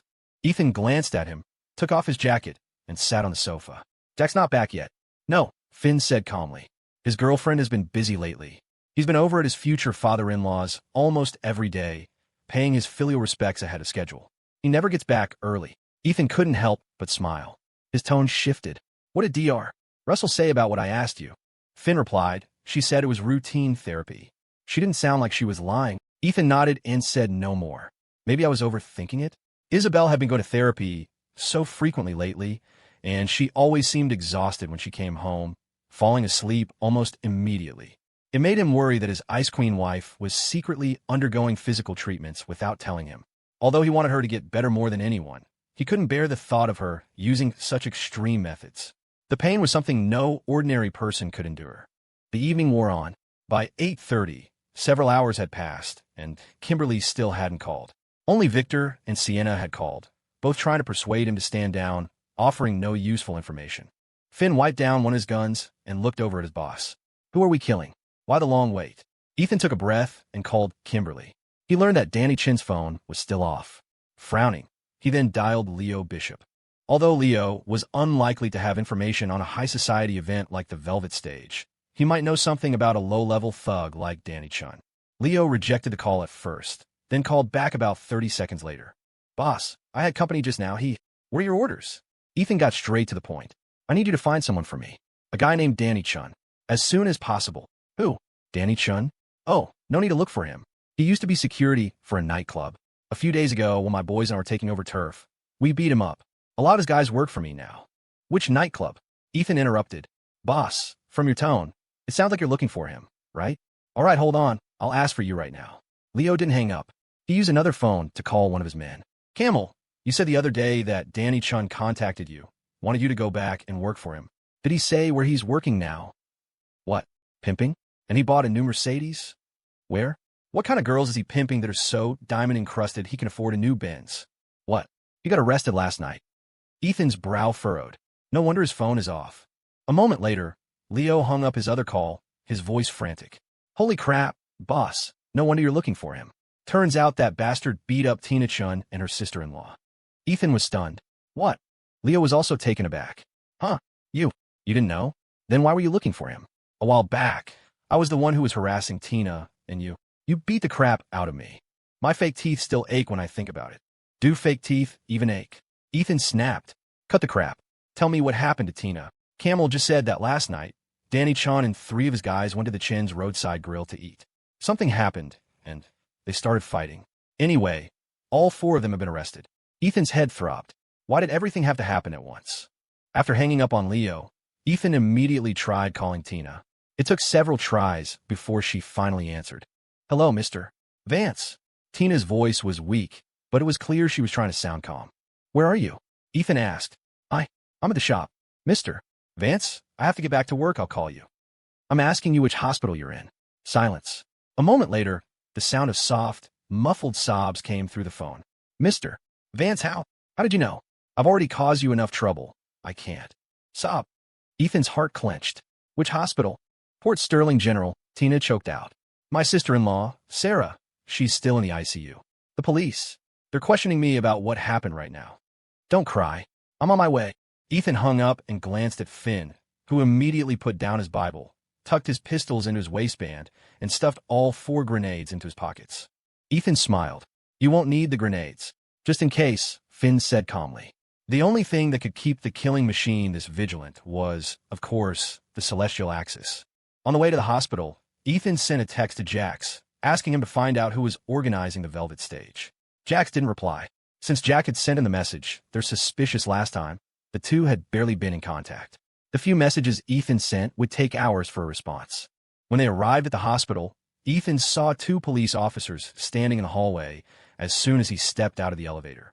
Finn followed him, striding to the door of the hospital room. He met the officers' assessing gazes without a hint of panic, despite the arsenal he was carrying. He simply sat down calmly on the bench outside the room, occasionally making eye contact with the officers. "Who are you two?" one of the officers asked. Ethan pointed to Tina inside the room. "A friend," he said quietly. The officer looked him over. "Wait here for now. We're taking a statement. We'd appreciate your understanding. You can go in and see her when we're done." Ethan nodded with a small smile. "Understood." He then looked at Finn. "Go pay the medical bills." The other officer recognized the frequent visitor to the precinct and knew Ethan was their deputy squad leader's brother. He smiled and greeted him. "Mr. Vance, Tina and Sarah Chun, are they friends of yours?" Ethan looked at the young officer, who also seemed familiar. "Yes." "Officer, would it be convenient to tell me what happened?" The officer hesitated. "It's not exactly confidential. It's all over the news. But I can't give you the specific details." Inside the room, a young detective was taking Tina's statement. "Anything else?" "Be detailed. The precinct has transferred your case to the detective squad. You don't need to be afraid. Tell us every detail. Did Danny Chin hit you?" Tina's face was horribly swollen, her eyes just thin slits. Her head was covered in stitches and wrapped tightly in bandages. Her voice was weak, small, and trembled slightly, as if she were still trapped in last night's horror. "He did. He took a folding metal stool and just went crazy, hitting us. The injuries on my head are all from him. My sister-in-law, she was trying to protect me, holding me tight, and he just kept hitting her." As she spoke, Tina started crying again. Outside, Ethan learned the gist of the story from the officer. People who could do something like this were just gutter trash. No guts for big jobs, no talent for honest work. Truthfully, real players in the underworld despise this type of person the most. Soon, the police finished their report, but they didn't seem to have made any breakthroughs. They hurried back to the station to report.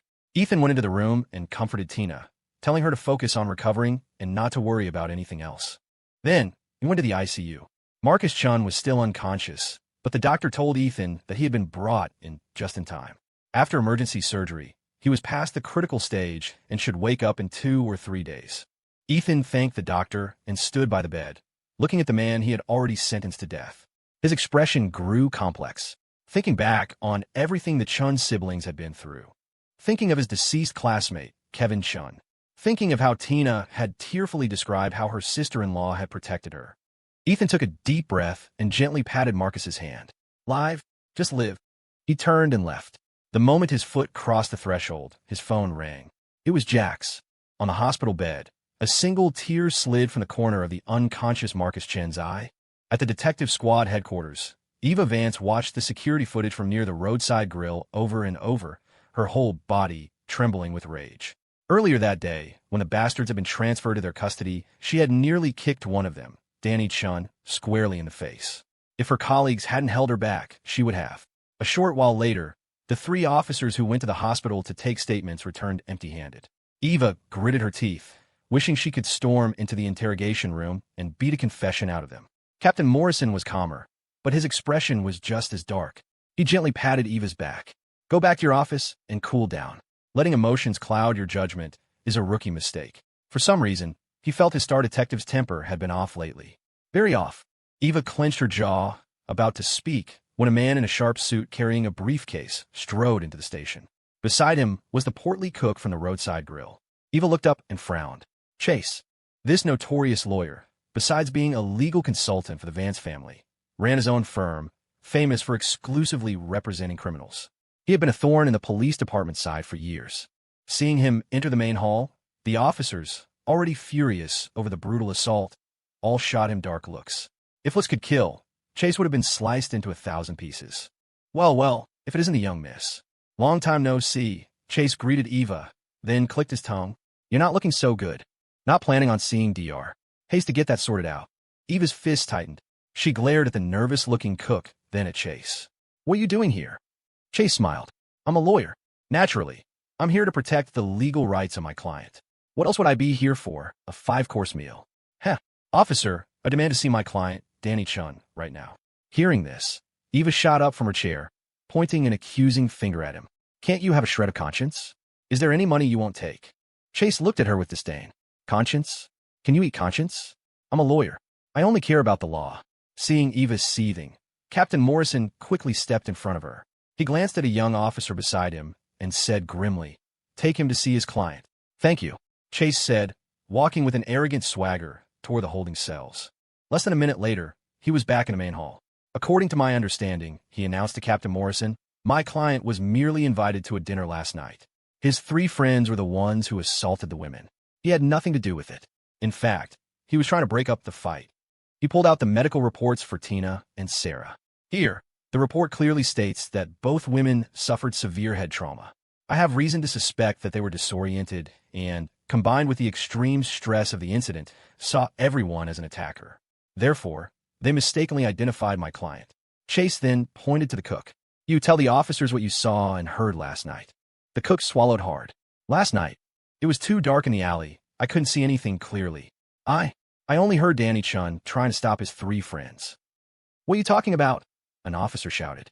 "This morning you said you heard Danny Chun cursing at Tina." The cook flinched and instinctively glanced at Chase. He stammered, I misheard. I thought about it carefully this afternoon. It was someone else cursing at Tina. Danny Chun. He really was trying to break up the fight." "Do you know that perjury is a crime?" Eva was furious. The cook's face instantly filled with fear. Chase looked at Eva and smiled faintly. "Officer Vance, watch your tone. I have reason to believe you are intimidating a witness." "You." Captain Morrison stopped his partner and glared at Chase. "According to regulations, I have the right to hold him for 24 hours. His time isn't up yet." Chase nodded with a smile. "Fine. I'll wait here then. I'll leave when you all clock out.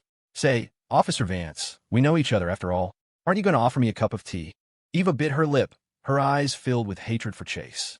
After a moment, her gaze dimmed, a bitter smile touching her lips. She turned to her partner. "Captain, you reinterrogate Danny Chun. I'm a little tired. I'm going home." With that, she grabbed her jacket from her chair and walked out, glaring at Chase as if she wanted to kill him. Chase let out a chuckle. "My dear, that Linus Hayes is a block of wood. If you're worried about getting married, why not consider me? I'm more handsome than him, at least." Eva shot back furiously. "Go to hell.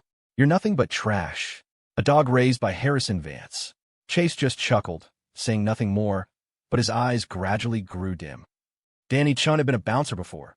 He was a hardened thug. The police would have a hard time breaking him. As time ticked by, it was soon 2:30 in the morning. With no other choice, the police had to release him. Investigations require evidence. That was an undeniable fact. Otherwise, resorting to medieval tactics like torture would only result in convicting the innocent while the guilty walked free, growing even more lawless.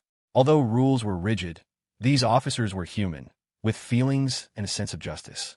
Watching Danny Chun swagger out of the police station, they all gritted their teeth. Furious, but not defeated, several officers volunteered to go out and canvass the nightclubs, gathering evidence of his past crimes. The remaining officers continued to interrogate his 3 accomplices, planning to keep them awake for 2 straight nights.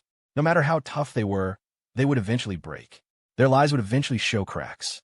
Outside the police station, Danny Chun looked at the famous lawyer beside him and flashed a sycophantic smile. "Mr. Chase, the boss sent you to get me out? Heh, you're really something else. I'm out this fast."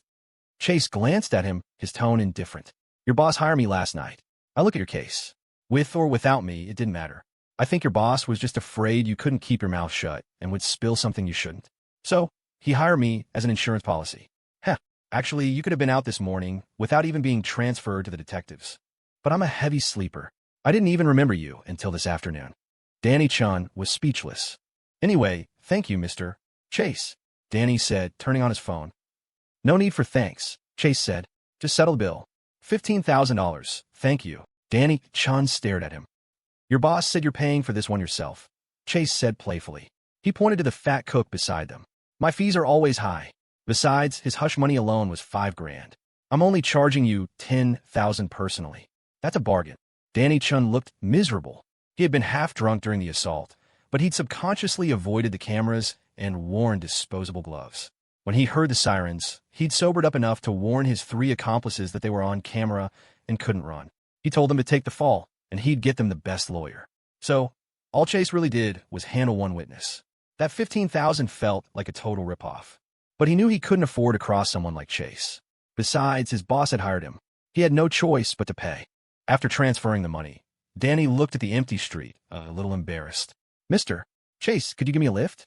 It's hard to get a ride at this hour, and I have urgent business to attend to. Chase thought for a moment and nodded. Sure. Both of you get in. I'll give you a ride. On the way home, Danny Chun was frantically calling his boss. After more than 10 minutes, the other end finally picked up. Mr. Croft, I'm sorry. I was drunk last night. A middle-aged man's voice cut him off.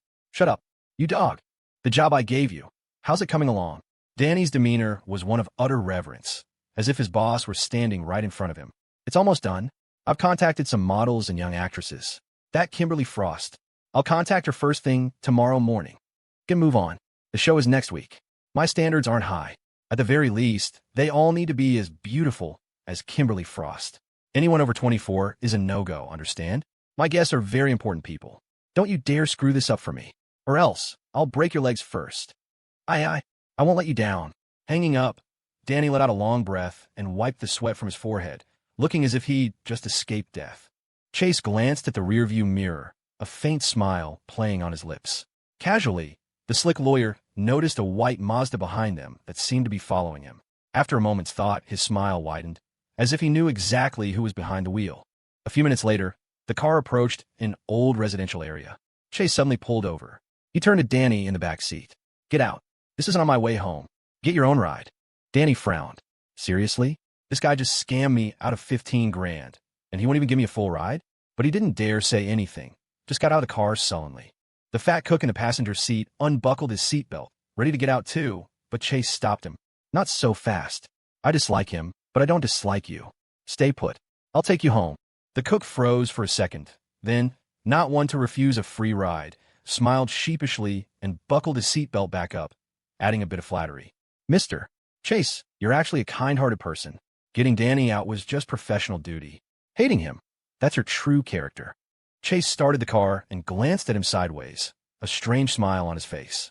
Do you know that the consequences of perjury, especially in a criminal case like this, are very severe? The cook grinned. With a great lawyer like you around, I'm not afraid. Heh, besides, I didn't commit perjury. I was just nervous at the time and misheard things. Oh, Chase said playfully, if you didn't perjure yourself, then give me the money back. The cook was speechless. Haha, Chase laughed mockingly. Just kidding. You don't have to give it back. He paused, his eyes turning inexplicably sinister. You know, you sold out your boss for $5,000. I really admire that about you. Heh. The cook felt the atmosphere shift. A vague sense of dread crept into his heart. He swallowed hard and forced a smile. Mr. Chase, maybe I'll just get out here. I don't want to trouble you. Chase's smile vanished. He stared out the car window for a moment and muttered, this really is a nice spot. He slowly pulled the car to the side of the road, got out first and walked toward the trunk. The cook let out a sigh of relief. As he unbuckled his seatbelt, he grumbled to himself. What's with this lawyer? So passive-aggressive. Like a psycho. After getting out of the car, the cook closed the door and turned to thank Chase. But as he turned, a golf club came whistling through the air and slammed viciously into his face. Under a single, dim streetlight in the silent old district, Chase, dressed in his expensive suit, whistled softly. The club in his hand rose and fell. After about a minute, he bent down, dragged the dead cook into a patch of weeds by the side of the road, and casually took a leak. Then, whistling again, he returned to his car, turned around, and made a call. I've sent you the location. Come and clean up.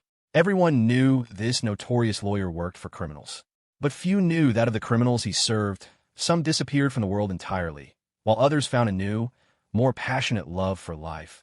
For example, as a disabled person with an unbreakable spirit. Meanwhile, Danny Chun, stranded on the roadside, was trying to hail an Uber. After a long wait, a driver finally accepted his request.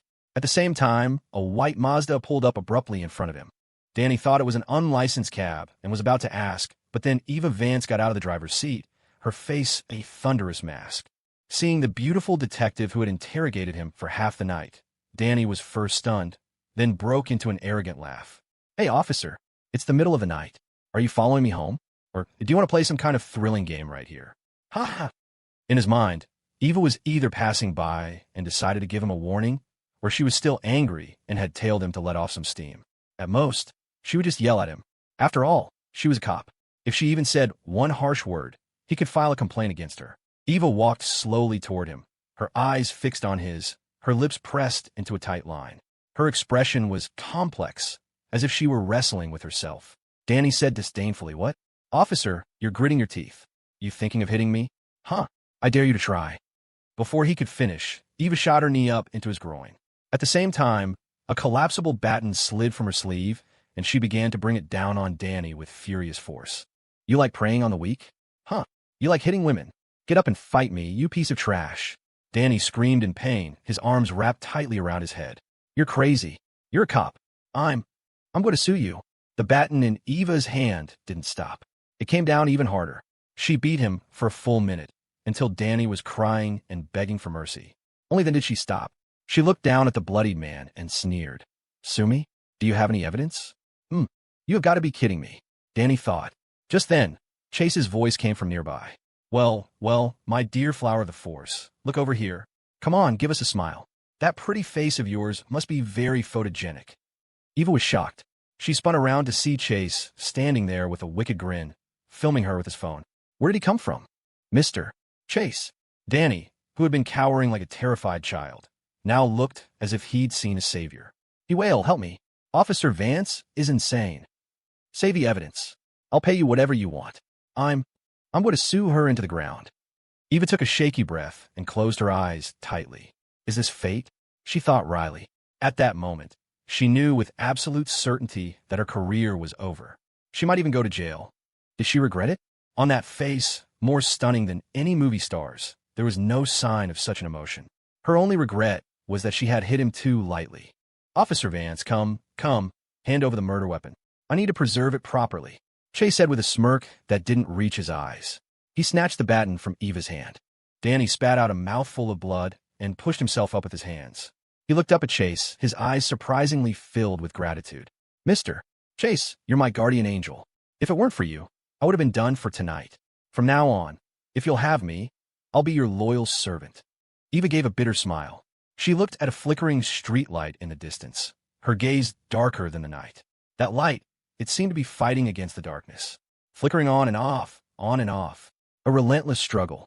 Chase glanced at her, then waved the baton in his hand. He looked down at Danny and said in a playful, sing-song voice, Here comes the airplane. Danny was confused.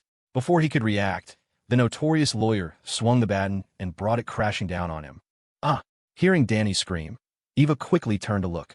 She saw Chase, like a thug in a tailored suit, savagely beating Danny. She was dumbfounded. After a dozen strikes, Chase finally stopped. He turned to the stunned Eva and smiled. Officer Vance, want another go? I have to say, it's quite therapeutic. Eva couldn't figure out what Chase was up to. She stood there, dazed for a long moment before asking, What do you mean by this? Didn't I tell you? Stress relief. But it was Danny who was the most confused of all. Mr. Chase, what are you doing? Chase gave a sinister smile. Old man Croft only told me to get you out. He didn't say I couldn't beat you. You just said you'd be my loyal servant. What? You're not happy to help me relieve some stress? Danny was speechless. I can't even argue with that. Eva frowned and asked Chase, Old man Croft? Who? Chase grinned. Agree to go out with me, and I'll tell you. Eva snapped. Are you insane? You're garbage. Just then, a pair of headlights bathed them in bright light. The three of them looked up to see a Hummer speeding out of the darkness. In a moment, it screeched to a halt behind a Mazda. Ethan and Finn got out at the same time. Chase's expression remained unchanged, his gaze flickering between Ethan and Finn. Ethan glanced at him, then walked over to Eva. Sis. Eva was astonished. Ethan? How did you find me here? Ethan smiled. I've been following you since you left the station. I figured you needed to let off some steam, so I've been watching from a distance. Eva opened her mouth, but no words came out. She lowered her head in shame. Ethan glanced at the battered Danny Chun, then opened his arms and gave his sister a huge bear hug. You look terrible. Don't forget, you're a police officer. Don't let this trash tarnish your heart. Eva suddenly felt the urge to cry. Once, a long time ago, she had said the same thing to her younger brother. And now, Ethan, Eva's voice cracked. I'm really not sure anymore if the beliefs I've held on to for so long are right or wrong. They are. You've never been wrong, Ethan said softly, looking at the flickering streetlight in the distance. This world needs a light like you. Finn stared at Chase for a moment, then looked down at Danny. You're Danny Chun? He asked calmly. Danny nodded fearfully. Before he could speak, Finn kicked him in the chest. The kick seemed casual, but was incredibly powerful, making Danny spit up a mouthful of blood, the veins in his forehead bulging. The thug, who loved to prey on the weak, couldn't understand it. He had just gotten drunk and beaten up two ordinary women who ran a roadside grill. Why was there a line of people waiting to beat him up? He had no idea that the next two gentlemen weren't just there to beat him up. They were there to take his life. Seeing Danny's pained expression, Finn blinked calmly. You're not unconscious. With that, he kicked him squarely in the neck.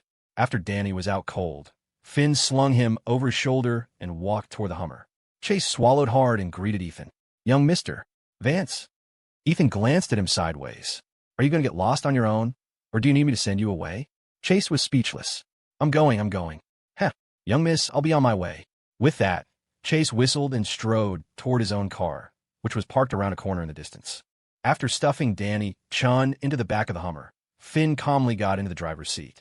He glanced at the brand-new sledgehammer on the back seat and blinked his placid eyes. On the roadside, Ethan still held his sister tightly, offering no more words of comfort. Sometimes, silence is more eloquent than words. After a moment, Eva composed herself and gently pushed Ethan away. You came looking for Danny Chun because of Tina? Ethan, just beat him up. Don't kill him. Ethan smiled and shook his head. I need him for something else. Just pretend you were never here tonight. Danny Chun had to die. Putting everything else aside, Ethan had to kill him just for Eva's sake, to silence him. Eva grew suspicious. She paused. Chase just mentioned a Mr. Croft to Danny, said he was Danny's boss. How did Danny Chun get on your bad side? And this Mr. Croft? I've been thinking the only prominent one in Port Sterling is Jonathan Croft, the president of the Chamber of Commerce. Ethan, is this related to what happened 10 years ago? Ethan smiled faintly. Sis, don't ask. You should go home, take a hot shower, and get some sleep. Eva was worried. Jonathan Croft is a godfather figure in Port Sterling's business world. Even Victor Vance has to show him respect. You. It's not him, Ethan interrupted.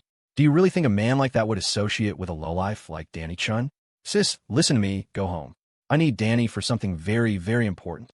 Eva hesitated, then glanced at the Hummer before reluctantly getting into her own car. After starting the engine, she rolled down the window and said to Ethan, whatever you're doing, be careful. And don't go too far. I will, Ethan nodded. He watched his sister drive away, then got into the Hummer and left. Meanwhile, Chase drove his car into the underground garage of his apartment complex. After parking, he didn't get out right away. He looked around, then took a small palm-sized black box from his pocket and connected it to his phone. The phone screen instantly went black, then filled with strings of complex code. A moment later, a line of red English letters flashed in the center of the screen. Listening device detected. Chase's expression turned grim. He disconnected the black box, and his phone returned to normal. Then, grabbing a small black bag, he took the elevator upstairs. As he stepped through his front door, he froze. The living room light was on. Harrison Vance was leaning back on the sofa, watching TV. Hearing the door open, Harrison turned his head and smiled faintly. Coming back in the middle of the night. Studying your law books again? After the initial shock, Chase cursed. You come to my place without calling? Are you trying to scare me to death? Harrison pointed to 2 bottles of high-end liquor on the table. You're just recovering from a serious injury. I thought I'd come see you. I was planning a surprise, but you stood me up. As he changed his shoes, Chase said, I took on a private job. No effort, no stress, made a quick 10 grand, and got rid of a piece of trash. Very therapeutic. Heh. Harrison knew this was his good friend style. He paused. Is the money I gave you not enough? You had to go out yourself for 10 grand. Chase, now in slippers, walked to the sofa and sat beside Harrison. The money was a little low, but I earned a favor, so it was worth it. Who? Harrison asked, intrigued. One of the Crofts. He asked me to get one of his lackeys out of a jam. Harrison looked thoughtful, then teased. You really can get in with anyone, can't you? The big Croft or the little one? Chase opened a bottle of scotch and poured 2 glasses. The little one, of course. How could I possibly reach the big one? Come on, enough talk. Let's drink. South Cove Pier. Finn, holding a sledgehammer in one hand, dragged the unconscious Danny Chun with the other. After hauling him onto the boat, he swung the hammer down onto Danny's left hand. The agony was so intense, it jolted Danny awake instantly. He let out a blood-curdling scream. Ethan stood at the bow of the boat, calmly smoking a cigarette, his expression indifferent. Finn, his face impassive, stepped on Danny's wrist and brought the hammer down twice more, easily smashing the man's left hand into a bloody pulp. Danny's howls of pain continued unabated. His blood-smeared face was instantly covered in a layer of sweat. After a long moment, he managed to grit his teeth through the pain and look at Finn with a savage expression. Be boss. Stop hitting me. I was wrong. I was just drunk last night, that's why I... Ethan sneered. It seems you still don't know who I am. Danny swallowed hard, his voice trembling. You called Officer Vance sis. Of course I know who you are. Mr. Vance, I'm begging you, let me go. I won't press charges against your sister. Really? I was just talking tough back there. So you don't know that I'm the owner of Elysian Media? Danny was completely confused. I don't follow. Then you definitely don't know that Kimberly Frost is an artist with Elysian Media. At the mention of Kimberly's name, Danny's eyes went wide. Kimberly Frost. She's just a background actress. Mr.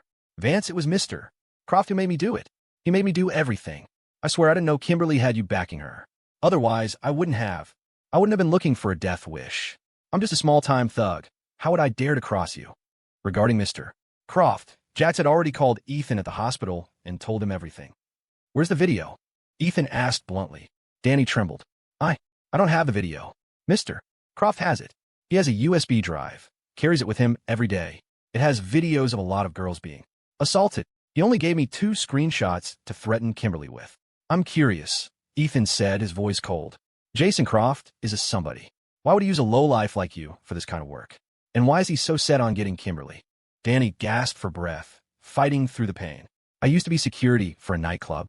A lot of models work there part-time, so I also did some pimping on the side. Jason Croft was a regular customer. We got to know each other, and I often found him some premium tea for his clients. Later, a gang called the East Side Syndicate came after me. Those bastards have no restraint. They beat me half to death and smashed up the club. After that, Jason Croft suggested I work for him directly, just pimping for him full-time. At that, the pain in Danny Chin's left hand became unbearable. He let out a constant stream of moans, unable to speak. Finn's expression was dead serious. Want me to chop it off for you? Once it's gone, it won't hurt so much. A chill shot down Danny's spine. He gritted his teeth and forced himself to continue. As for why he's so fixated on Kimberly Frost, I really don't know. He's always putting on that velvet stage thing, and the girls who perform are all premium tea I find for him. This is the first time he's had me threaten someone. Honestly, he's so rich and generous. There are plenty of women prettier than Kimberly Frost dying to get a spot on the velvet stage. Ethan's expression was thoughtful. A dark premonition began to form in his mind. Jason Croft going to such lengths to get Kimberly Frost probably wasn't just about satisfying some personal desire. After a moment, he asked, did he tell you what to do after you got her? Like where to take her? He just said to call him after I handled it. Nothing else. I called him when I got out of the precinct, told him I'd contact Kimberly in the morning. Where does he live? Ethan asked. Danny shook his head. I don't know. In the past, I'd line up the tea for him, and he'd send someone to pick them up. I asked the girls, and they said it was a different place every time. Ethan glanced at the time. It was past 4 in the morning. After a moment's thought, he said, call Jason Croft right now. Tell him Kimberly contacted you and agreed to do the velvet stage. Ask him if he wants to come pick her up now. But the velvet stage isn't until next week, Danny said. Besides, it's the middle of the night. There's no way he'd bother. If I call, he'll just chew me out. Ethan's voice was like stone. Call. Helpless. Danny took a few deep breaths and dialed Jason's number. At the same time, Finn pulled out his gun and pressed the muzzle to Danny's head. Jason didn't answer until the 3rd try. Are you insane? He snapped. Do you know what time it is? Danny forced down the pain, his voice a sycophantic wheeze. Mr. Croft, Kimberly just called me. She said she's in. I was wondering if you wanted to come pick her up now. There was silence on the other end. Then Jason clicked his tongue. What's the rush? The velvet stage isn't until next week. Just keep her on the hook for now. I was just thinking, I could let you have an early taste. Danny said, the girl's a real knockout. Not like the usual trash I find for you. Jason laughed. You really are a good little dog. Always thinking of me, huh? Worried I'm pissed you got arrested last night. So you're wagging your tail for me? Relax. Put your mind at ease. You'll get every penny I promised you. As for Kimberly, I'll call you when I get back to Port Sterling this afternoon. Yes. I'll be waiting for your call. Hanging up, Danny looked at Ethan, trembling. I think. He's not in Port Sterling. I heard, Ethan said with a faint smile, then kicked Danny squarely in the temple, knocking him unconscious. Finn's eyes held a flicker of disappointment. He silently holstered his gun, hoisted Danny over his shoulder, and walked toward the Hummer. It looked like they'd have to wait for Jason Croft to return. At 6:30 in the morning, Isabel Thorne was woken by her alarm. She sat up, rubbing her eyes, and noticed Ethan wasn't there. She checked her phone. No messages from him. Pouting, she got out of bed, annoyed, and went to wash up. But as she opened the bedroom door, she saw the kitchen light was on. She could faintly hear the whir of the range hood.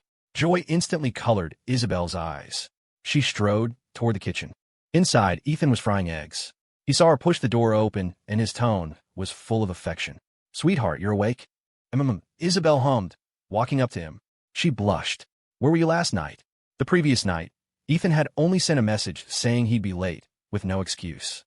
Now, faced with the question, he answered with a casual joke. "Partying, of course. Made a lot of new friends." Isabel pinched his waist, feigning anger. "You dare? Shameless." As she spoke, she noticed his eyes were a little red. "What time did you get back?" she asked, concerned. "Around 4. Got caught up talking with the guys. Then you should get more sleep. I could just have some milk. You didn't have to go to all this trouble." Ethan smiled.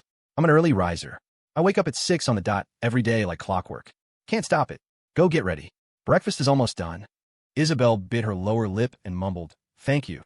Ethan turned off the stove, took off his apron, and pulled her into his arms. He grinned like a rogue.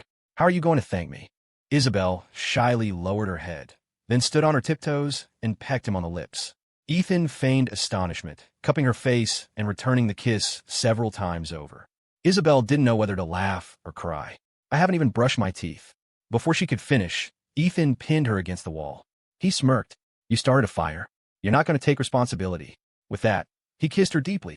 Isabel's body tensed slightly. She closed her eyes tightly, her hands gripping his back, letting him gently part her lips and kiss her with earnest intensity. Emboldened by such a passionate response for the first time, Ethan grew bolder.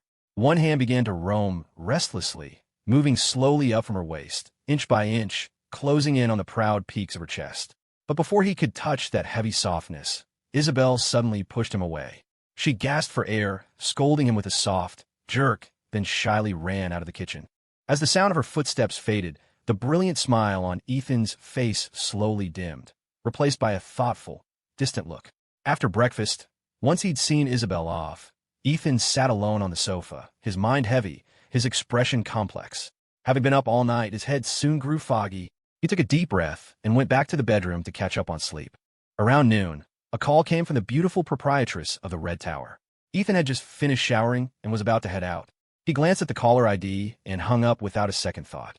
A few seconds later, Sienna Sterling sent him a message on WhatsApp. "Answer it. I have something important to tell you." Then, she called again. Ethan hesitated for a moment before answering. "Darling, do you dislike me that much? Or is your wife nearby, making it inconvenient?" Hiv. Ethan's tone was lukewarm. "If you're going to talk like that, I'm hanging up." "TCH. You." Sienna sighed, then her tone shifted. "I found out. The Velvet Stage next week is Jason Croft's little scheme. To be blunt, it's just a cheap knockoff, a small-time affair with no real class." Ethan sneered. "So? I seem to recall you and Jason Croft are on pretty good terms. Are you trying to play peacemaker?" "It's all just for show," Sienna said, annoyed. "My relationship with that Croft isn't as dirty as you think. Besides, it's not him, it's his son, Jason." She knew Ethan would find out sooner or later, so there was no point in hiding it. Ethan feigned surprise. "Oh, never heard of him. You don't need to. Anyway, I finally know why you're looking for him." "Heh, Jason Croft used to be good friends with Caleb Shaw, so I'll help you get Kimberly Frost's video back. You, in return, can stand down." Ethan was surprised she knew even that. After a moment of silence, he said, "Since you know why I'm looking for him, don't waste your breath. I won't let the tragedy that happened to Caleb Shaw repeat itself." Sienna went silent, likely trying to figure out how to persuade him. A moment later, she said in a low voice, "Jason Croft can't die. I promise I'll make him hand over the video with no backups." Ethan scoffed. "In this matter, I only trust dead men." Sienna took a deep breath. "Do you really want me to spell it out for you? Fine. The Croft family is in real estate. That construction company your father put in your name, Apex Construction, is the general contractor for one of their most important development projects right now. You can ask your father just how much that project is worth." Ethan was unfazed. "What's that got to do with me?" "Sienna, since we're friends, I won't lie to you. Jason Croft is a dead man. If you consider me a friend, you'll pretend you don't know anything about this. Or you can go snitch. But I guarantee you, it won't change the outcome." Sienna giggled. "I've never thought of you as a friend, though I'd be happy to be a F-buddy." Hiv. "Come on, I'm doing this for your own good. There's no need to say hurtful things about me betraying you. Besides, she's just a small-time actress. Is she really that important to you?" She had no idea just how important Kimberly Frost had become. Ethan couldn't be bothered with her nonsense. "I have things to do." Hanging up. After the call, Sienna felt a wave of melancholy. She knew Ethan all too well. This young master was different. He wasn't intimidated by power or wealth, and he didn't care about anyone's sensibilities. He dared to kill Caleb Shaw. A rich second-generation brat like Jason Croft was nothing to him. For now, she had only found out that Jason was threatening Kimberly. She didn't know his true motive. The only son of the president of the Port's Sterling Chamber of Commerce wasn't some useless playboy. On the contrary, he was ambitious and quite capable, with connections to many powerful figures. Perhaps some powerful man had taken a liking to Kimberly, and Jason was planning to offer her as a gift? But Kimberly wasn't some famous A-lister. She'd only appeared on one reality show. It was unlikely those big shots would have even noticed her. So, that meant Jason wanted her for himself. Sigh. Sienna sighed again. Getting the video from Jason would be child's play for her, but she had no way of stopping Ethan. In truth, she didn't care about the business dealings between Victor Vance and the Crofts. She was worried about Ethan. After all, Jonathan Croft was roofing stand-in. If his son died, no matter how much Ruffin looked down on him, he'd still have to seek justice. You have to consider the master before you kick the dog. But she couldn't explain any of this to Ethan. After a long pause, Sienna called Victor Vance and gave him a rough summary of what Jason Croft was up to, hoping Victor could find a way to rein in his son. After the call, Victor finally understood why his son was so enraged. Now that the Vance and Croft families were in a contractor-client relationship, the old fox certainly wouldn't make a fuss over some unknown actress. But if he'd known earlier that Jason would use a video as blackmail, he would have told Jonathan Croft to control his son. After all, he really couldn't control his own. As he was stewing, Warren Hayes called. "Chairman, the second branch contacted me just now, asking about the project." Victor thought for a moment. "And that's it," Warren said. "Just asking if there were any illegal or irregular operations." "Don't worry, Chairman. Our bid was legitimate. There was no illegal subcontracting, and all the permits and licenses are in order. They can't cause any trouble." Victor mulled this over, then hung up. He lit a cigarette and began pacing the living room, his expression growing graver, lost in thought. After a few minutes, the old fox stopped abruptly and muttered something strange to himself. "It can't be. If it's true, this is going to be fun. Huh. The devil wants you at midnight, but you're knocking on his door at 10. In the afternoon, at a private clinic, Leo Bishop sat on the lobby sofa, staring at the phone number for the Grandmaster, his expression deeply troubled. The previous night's firefight with the drug dealers had been a victory, but the East Side Syndicate had suffered heavy losses. The lounge was shut down, over 20 of his men were dead or injured, and several key members had been taken in by the police for questioning. Leo wasn't too broken up about it. It wasn't his property, and the cops had nothing on him, so he wasn't worried about his lieutenants flipping. What really pained him was the injury to the brothers he'd brought up himself. Last night, all of them had taken hits, especially the blonde kid, who was closest to him. He'd been stabbed twice and shot in the thigh. He was lucky they'd gotten him to the clinic in time to save his life. Ethan had made it clear. Other than matters concerning the celestial axis, Leo was to handle everything himself. This had Leo stumped. Should he report something this big to Ethan? After a long deliberation, Leo sighed and decided to make the call himself. He'd pick a nightclub under the syndicate's protection as a temporary base. The dealers had lost far more than they had last night and were now under intense police scrutiny. They wouldn't dare make a move. The next couple of days, he'd hang up the No War banner and let his men regroup. Just then, the clinic's owner came downstairs. Seeing Leo, he immediately took off his mask and walked toward the sofa with a grin. "Boss Leo, you're still here?" Leo glanced up and grunted. "How are my boys?" "They're fine. Nothing life-threatening." Leo nodded. "Dr. Lucas, no matter what, I have to thank you. If it weren't for you, guys like us who live on the edge would have nowhere to go for our aches and pains." He casually pulled a gun from his bag and tossed it on the table, then took out a wad of cash, several $1,000s, and threw it to the doctor. "Take it." The doctor glanced at the pistol, then instinctively at the dozen bodyguards outside the clinic door. He swallowed hard, but when he caught the money, his eyes lit up. He smiled obsequiously. "Boss Leo, the medical bills have already been paid. This." "Cut the crap," Leo said, picking up the gun and cocking it with one hand, seemingly inspecting it with a professionalism he'd recently acquired. "This is a tip. You do good work for me, and I'll take care of you." The doctor was effusively grateful, showering Leo with a torrent of compliments. Upstairs, in the blonde kid's room, Rosie was peeling an apple for him. Though he was seriously injured, his gaze kept drifting toward Rosie, especially to her long, pale, irresistibly alluring legs. "Honestly, it's fighting day in and day out.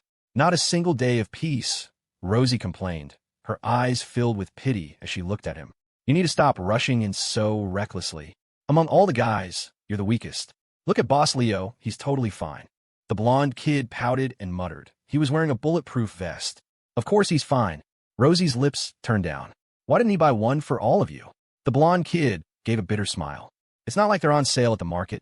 3 for $10. They're not that easy to get. Rosie sighed. True. He's the boss, after all. Only he gets to use a rare thing like that. A shadow fell over the blonde kid's face. Rosie finished peeling the apple, cut off a small piece, and held it to his lips. Open up. He froze for a moment, then said in a low voice, You're my sister-in-law? Sister-in-law? Rosie said, displeased. When did I become your sister-in-law? Don't listen to Boss Leo's nonsense. The blonde kid said nothing more, turning his head away and refusing the beauty's offering. Rosie looked down, her voice trembling slightly. You think I'm his kept woman, don't you? I'm actually a little scared of him.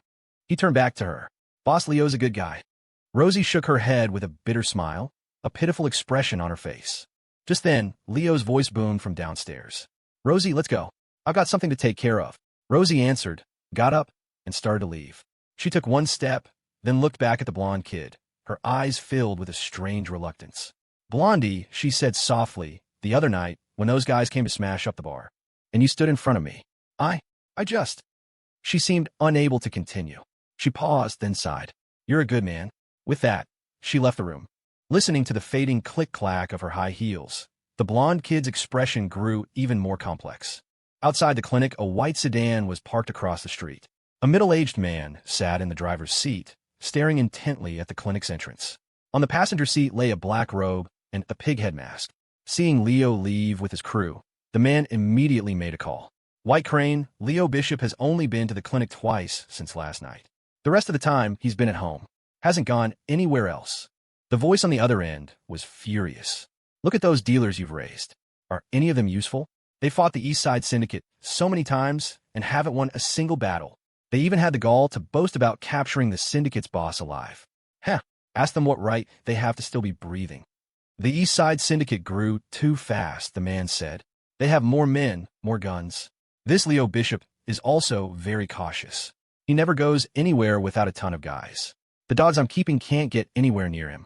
White Crane, how about I take some men and go after him tonight? I guarantee I can bring him back. It's not worth the risk to capture a puppet, the boss said, smacking his lips. Stay out of it. I have other plans.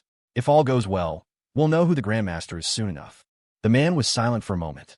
White Crane, the market is severely short on product right now. The price has gone through the roof. I think we should contact our overseas suppliers for a new shipment to make up for our recent losses. That's fine. You can handle it. But don't be too hasty. The police are cracking down hard right now. We need to be stable. As I've said, our key mission is this medical research. As for the drugs, those junkies will never quit. The market will always be there. Once we figure out the Syndicate's foundation and eliminate this threat, we'll still be making plenty of money. The man acknowledged the order, then paused before asking abruptly, What if the Van Cess are really behind the East Side Syndicate? Are we just going to keep taking it? The boss didn't answer, simply hanging up the phone. The man was puzzled. When had the Celestial Axis become so patient, so wary of others? A few years ago, they'd taken out a federal prosecutor who came to Port Sterling without a second thought. Now, they were cowering before a powerful family. It didn't make any sense. Was it really a case of once bitten, twice shy? Had that battle 30 years ago shattered their boss's nerve? Emerald Lake Estates. Ethan Vance lounged on the sofa, holding his phone, bickering with his wife. Finn sat upright before the panther statue, piously reading the Bible. Danny Chun, his left hand, now numb with pain, sat by the storage room door, staring blankly at Finn. What was wrong with this guy? He'd been sitting there quietly all day. Didn't his back hurt? And so devout. Was this the same cold-blooded maniac who'd swung a hammer at him last night? Is that what the Bible taught him? Then again, he was also paying respects to the panther statue. A dual practitioner, it seemed. Around 7 o'clock, Jason Croft finally called Danny's phone. Ethan picked up the phone from the coffee table and strode over to Danny. You know what to say, right? I don't need to teach you again. At the same time, Finn put down his Bible, calmly drew his gun, and stepped in front of Danny. Danny swallowed hard and nodded nervously. I know. He answered the phone. Mr. Croft, are you back in Port Sterling? About Kimberly Frost. He was cut off mid-sentence by Jason. Is Mr. Vance with you? Put him on. Danny froze. Finn looked at Ethan in confusion, while Ethan just frowned in weary resignation. He had figured Sienna would tip off Jason. Once Jason got the news, it wouldn't be hard for him to guess that Danny was in Ethan's hands. So, this wasn't a huge surprise. Mr. Croft, to what do I owe the pleasure? Ethan said, his tone tepid. Ah, young Mr. Vance. A misunderstanding, a total misunderstanding. Look how awkward this is. Jason chuckled. If your esteemed father hadn't come to me to demand an explanation, I never would have known. It seems we got our wires crossed. Victor snitched? Ethan felt a surge of anger, cursing the old bastard under his breath. Mr. Vance, let me first offer my verbal apology. I truly had no idea that Kimberly Frost was an artist under your company's banner. Before, when Caleb Shaw sent me the video, he only told me she was a college student doing extra work on the side, even working as a VIP hostess for a few $1,000s. So, you see, I was just trying to give her a leg up. Ethan gritted his teeth. So you and Caleb Shaw are close? Just acquaintances? I like making friends. Jason paused, then changed the subject. But enough idle chatter. How about this? I'll host a table at the Red Tower tonight, as an apology. Your father has already accepted the invitation, so you should give me some face too. As they say, it's better to resolve enmity than to create it. And our two families are business partners now. Sure, Ethan said, murderous intent glinting in his eyes. I'll definitely give you face tonight. Excellent, excellent. I'll be waiting for your grand arrival, Mr. Vance. With that, Jason hung up, not mentioning Danichin once.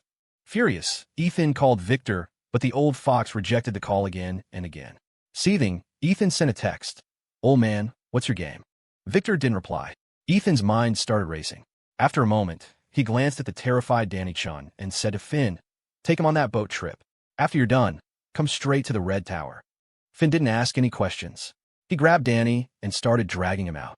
Danny began to tremble, remembering last night's boat. Mr. Vance, what boat? I've been cooperating. Jason found out on his own that I was with you. It's not my fault. Mr. Vance, can't you be reasonable? Mr. Vance. Finn paused briefly, then slammed a fist into Danny's head. So noisy, he muttered. He then calmly dragged the unconscious man out of the villa. Ethan stood in the living room, staring at the tech chat with Victor on his phone, a thoughtful look in his eyes. Meanwhile, Jason Croft was already on the airport expressway, heading for the Red Tower. Not long after his call with Ethan, Jonathan Croft had called him, his tone reproachful. I hear you're provoking that illegitimate son from the Vance third branch. Jason was perfectly calm. Provoking him? How? I didn't make a move on Port Sterling's #1 beauty. Dad, if he and his father want to pick a fight with us over a little actress, isn't that a bit unreasonable? A bit disrespectful to us. What are you trying to do? Jonathan demanded. What could I do? Just a normal social event. What's so unreasonable about inviting an unknown little actress? Don't you have a dance troupe specifically for entertaining powerful guests? I'm just learning from you. Who told you to use the Velvet stage name? Jonathan fumed. Don't you know the Red Tower turns a blind eye to you out of respect for me? You. Jason cut him off with a laugh. Dad, who in Port Sterling doesn't know that you're the master of the Red Tower? Jonathan fell silent. A moment later, he asked again, what on earth are you up to? I'm warning you, don't mess with that father and son. Do you not know what happened to the 4 members of the Cole family? Jason sneered. It's precisely because I know how treacherous Victor Vance is that I want to deal with him sooner rather than later. Once the entire Vance dynasty falls into his hands, you, the president of the Port Sterling Chamber of Commerce, will be nothing but dirt under his feet. Jonathan took a deep breath, pleading, Son, do you really think Mayor Cole's family died by Victor's hand alone? Let me tell you, that son of his is not simple. Even Ms. Sterling favors him. I heard Caleb Shaw tried to assassinate him several times and failed, and not a single one of the men he sent came back. You. Before he could finish, Jason interrupted again. Dad, why don't you understand? I'm already going after Victor Vance. Why would I be afraid of his son? I don't know what Ethan Vance is capable of, but no matter how tough he is, can he be tougher than his old man? Why won't you listen to reason? Son, you're not an impulsive or stupid person. Tell me honestly, why are you so set on moving against Victor Vance? Jason sighed, his tone softening. Dad, how long are you going to be a puppet for the Red Tower? Jonathan was speechless. After a long pause, he sighed. Jason, I can't do anything. I can't escape the Red Tower. My fate is sealed. Listen to me, don't do anything rash. Just earn enough money and go abroad. Jason's voice was firm. I was born in Port Sterling, and I'll die in Port Sterling. You're old and your nerve is gone. You're willing to be a slave for others for the sake of the family security. But my spine is still straight. I will make the Croft family the true leader of Port Sterling. It's just a red tower, so what? My connections are nothing to sneeze at now. Once I take down the Van Cess and secure my own position, I'll challenge that tower. I refuse to believe they can rule with an iron fist forever. You stop dreaming. You think you have a chance just because the Van Cess are fighting amongst themselves? I'm telling you, as long as Theodore Vance is alive, there will be no chaos in the Vance family, and you won't find any loopholes to exploit. Jason's laugh was chilling. Dad, you really are too timid. Heh. Anyway, if that father and son duo is willing to throw away a multi-billion-dollar partnership just to make trouble for me over some unrelated little actress, then I have a perfectly valid reason to fight back. I will absolutely give them what they want. Jonathan was silent for a long time. Just tell me, are you working with a Vance first branch or the second? Jason smiled. Don't you worry about that. When I'm done, there won't be a single Vance branch left. And Phoenix Crest Manor will have to be renamed. After hanging up on his father, a flicker of darkness crossed Jason Croft's eyes, his face somber. He had watched his father rise step by step to become the godfather of Port Sterling's business world, and then, step by step, fall to become another shadow, from a charismatic tycoon to a puppet on a string. He had seen it all, and the pain was etched in his heart. He knew his father was doomed to be a scapegoat for the true master of the Red Tower. So, for years, he had been cultivating relationships of all kinds, with powerful figures great and small, with every corner of the criminal underworld. His network was vast, all for the day he could confront the Red Tower, save his father from the fire, and secure the Croft family's future. After years of effort, he had become a significant player in the business world himself. His only real fear was the Vance dynasty, especially the two major shipping ports under Victor Vance's control. They were a prize that made his mouth water. The Vance's most stable and profitable business was import-export trade. If he could swallow that huge piece of the pie, the Croft family, which had long monopolized Port Sterling's real estate, would finally secure its position as the city's top dog. Then, the city's entire network of influence would be his to command, giving him the leverage he needed to challenge that untouchable 9-story demon tower. But coveting the Van Cess was one thing. Getting a piece of them was another. It required a long-term strategy. To deal with Victor Vance, he needed a foolproof plan, or he would be playing with fire and get burned. However, fate had other plans. A federal task force had suddenly arrived in Port Sterling before the new year. He had also received intelligence that the special envoy from D.C. was here specifically for the Red Tower. This meant Jonathan Crofts and was likely near. Realizing this, Jason grew desperate. He had to accelerate his plans. The Velvet Stage shows became more frequent, and his obsession with the Van Cess grew more urgent. He decided to risk it all and make his move ahead of schedule. In truth, Victor Vance winning the bid for the multi-billion-dollar Croft contract was just a trap Jason had set. But at the time, he hadn't been fully confident he could bring Victor down.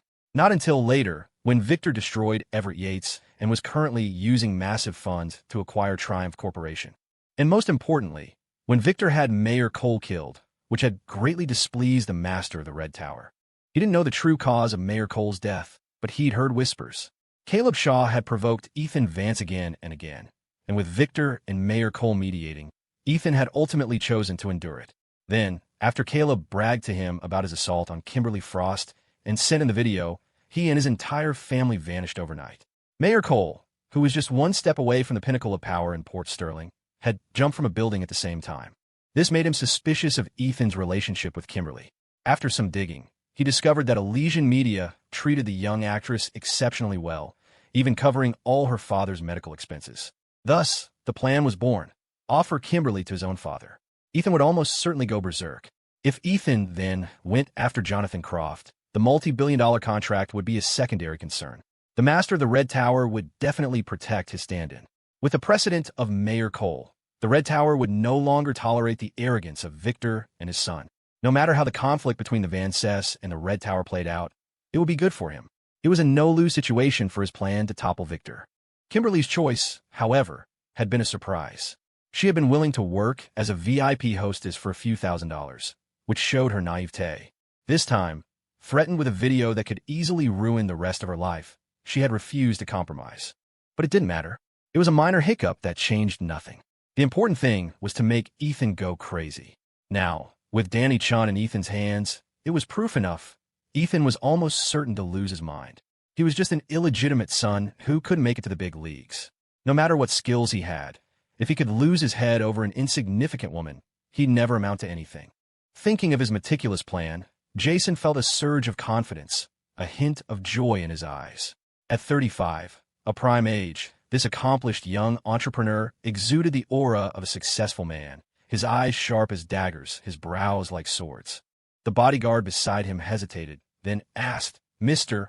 Croft, since Danny Chun is with Ethan Vance, that means Kimberly Frost has told him everything. Should we release the video now?" Jason smiled. "No rush. Let's see what Ethan's attitude is tonight. If he's willing to bow his head, we'll release it tomorrow to add some fuel to the fire.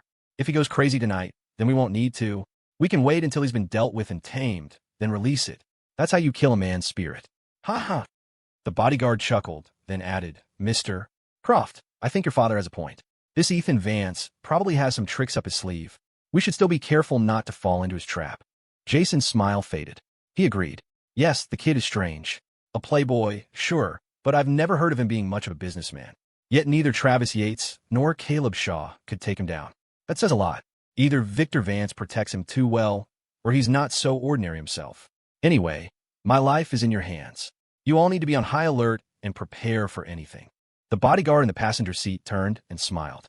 "Don't worry, Mr. Croft. We've been with you for over a decade. When have we ever had an accident?" Jason nodded with a smile. "You are all elites in the security industry. With you here, of course I can rest easy. Hiv. But we can't be arrogant. We still need to be cautious where it counts." Just then, Jason's phone rang again. He glanced at the screen. 2 words, Harrison Vance. "Hey, Harrison, I was just about to call you." Harrison's voice came through, laughing. "Is this what they call great minds thinking alike?" "Ha ha." Jason chuckled, then asked casually, "By the way, why did you insist I get Chase to bail out Danny Chun?" His problem wasn't serious. It was overkill to bring in a lawyer of Chase's caliber. Harrison was dismissive. He was bored. "I gave him something to do. Besides, he didn't charge you." I get it. A little side hustle for your boy, right?" "Ha ha."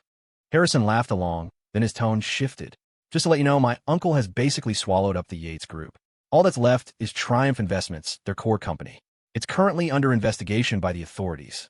He can't touch it, and neither can I." Jason's smile vanished. He spoke seriously. "I understand the stakes of that company. Brother, don't you worry. I'll use my best connections to help you. Triumph Investments will end up in your hands. As for the rest, however much Victor Vance enjoys his meal now, that's how much he'll be forced to vomit up later." "I'm not worried about that," Harrison said. "I'm worried about how confident you are in your plan. My uncle is not as easy to deal with as you think." Jason smiled faintly. "Relax, brother. I'll make sure it's foolproof. Hiv. Once Victor Vance is out of the picture, no one will be left to compete with you for the Vance dynasty. Then, our 2 families will join forces and crush the Red Tower. Port Sterling will be our kingdom." "I hope so," Harrison said. "It's inevitable," Jason declared. 9 o'clock at night, in the parking lot of the Red Tower. Ethan Vance leaned against his GTR, a cigarette dangling from his lips, watching Victor's Maybach in the distance, his face unreadable. As he turned to toss the cigarette, but Sienna Sterling emerged from the main entrance of the Red Tower, swaying her slender hips as she strolled toward him. "Big brother Ethan, I've been watching you from upstairs for a while. Why don't you go in?" Ethan's tone was flat. "Waiting for someone." Sienna's smile was radiant. "Waiting for your muscle? Let me warn you, don't cause any trouble at the Red Tower. There are consequences you can't handle right now." Ethan didn't answer, just glanced up at the 3rd floor of the tower. Sienna turned and leaned against the GTR next to him, smiling. "Big brother Ethan, I'm actually quite curious. If I were the one being blackmailed with a video, would you be this angry?" Ethan shot her a look, his voice cool. "You? Who would dare? I'm saying if." Ethan was silent for a moment. "There is no if." Sienna sighed, then said, "There's a truth I know you don't want to hear right now, but I have to tell you. To achieve great things, you must learn to control your emotions. A little impatience can ruin a grand plan. Also, don't try to manage everything. A man with a woman's compassion will never amount to much." Ethan snorted. "Fine, then I'll answer your question. If you're being blackmailed, I would absolutely look the other way. Do you have to be so contrary?" Sienna said, annoyed.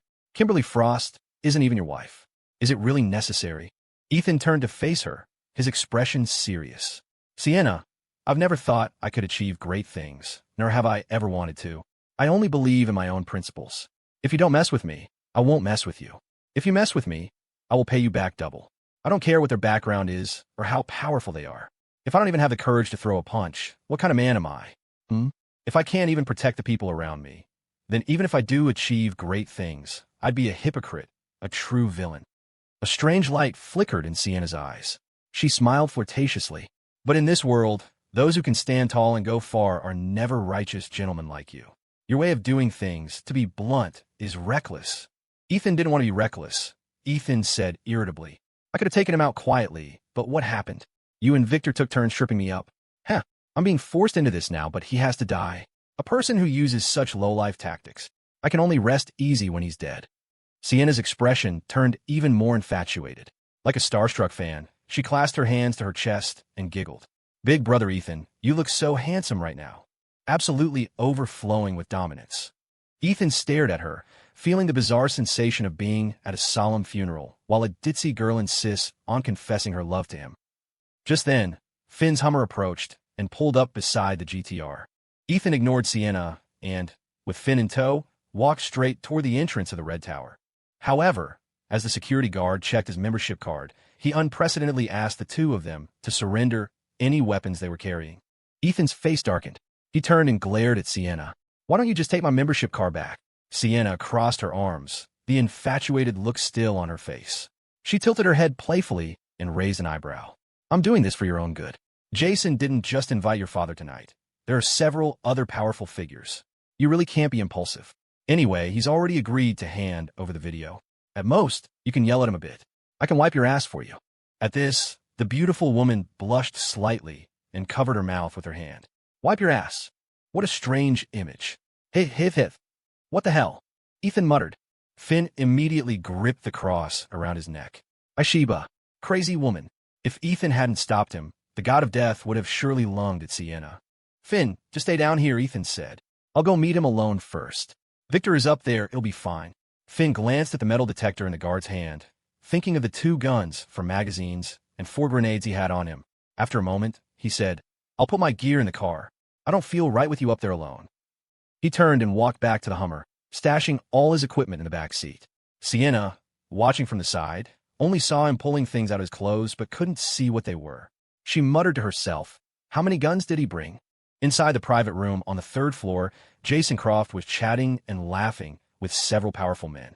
Victor Vance, meanwhile, was relentlessly pouring drinks for his old friend, Deputy Mayor Tanner. The other officials knew, more or less, the inside story of Mayor Cole's suicide. As a result, they didn't dare get too close to Victor, feeling a mixture of contempt and fear. They avoided him in both their personal and professional lives. Tonight, they had only realized Victor was also invited after they arrived. They had no choice but to stay, wondering what kind of game was being played. Of course, Deputy Mayor Tanner, already deep in the mire, had no choice. He was genuinely afraid of Victor, but there was nothing he could do. Once he started down some roads, there's no turning back. He could only pray he wouldn't suffer the same fate as Mayor Cole. As the men were drinking, Ethan abruptly pushed the door open. The waitress in the Chong Sam behind him looked terrified. She glanced meekly at Jason. Mr. Croft, I'm so sorry. I didn't have time to knock, Mr. Vance just... It's fine. Jason waved his hand with a laugh and hurried to the door to greet him, extending a hand from afar. Young Mr. Vance, a pleasure. The waitress bowed deeply and quickly closed the door. Finn was stopped outside by Jason's 3 bodyguards, joining Victor's 2 guards. Ethan shot a look at Jason, then scanned the room. He recognized Deputy Mayor Tanner, of course, but the other official-looking men were unfamiliar. From their bearing, however, it was clear they were not minor players. After his eyes swept over the faces of the powerful men, Ethan's gaze finally settled on Victor, a flicker of confusion in his eyes. Victor met his son's gaze. Unlike in the past, he didn't offer a warm sun. Instead, he sat firmly in his chair, silent, his smile somewhat stiff, as if the two were strangers. Ethan glared at him with a cold smile, then turned to Jason, a smirk playing on his lips. So you're Jason Croft? Jason froze for a second, then naturally retracted his hand. He turned to Victor with a playful expression. Mr. Vance, you see? What did I tell you? Young Mr. Vance definitely wouldn't give me a warm welcome. Ha ha! Victor took a shallow breath, smiled, and locked eyes with his son. After a few seconds, he spoke. Son, Mr. Croft is giving you face. You'd better not refuse it. As his words fell, the confusion in Ethan's eyes vanished, replaced by a faint, wicked smile.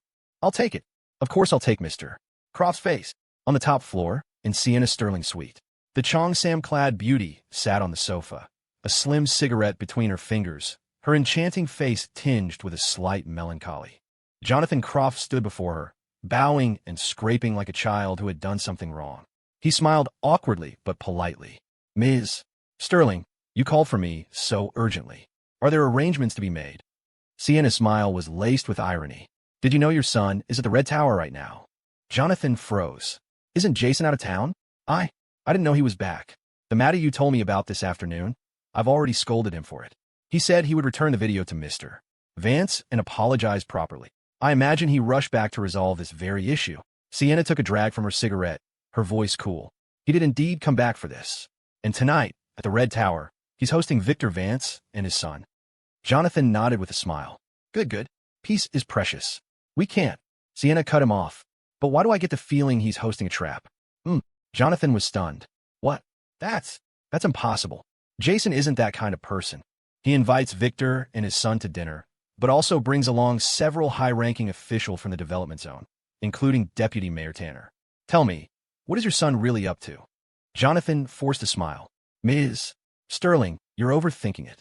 Our Croft family has a joint project with Victor Vance in the development zone. That project used to be managed by Mayor Cole. Now it falls on Deputy Mayor Tanner's shoulders. The other officials are all diligently assisting Mr. Tanner, working tirelessly for the development of the zone. You should know, Jason is very ambitious. He's surely using this opportunity to discuss work matters as well. Sienna sneered. Spare me the platitudes. I see it now. You two are planning to go after Victor Vance. No. Jonathan quickly denied it.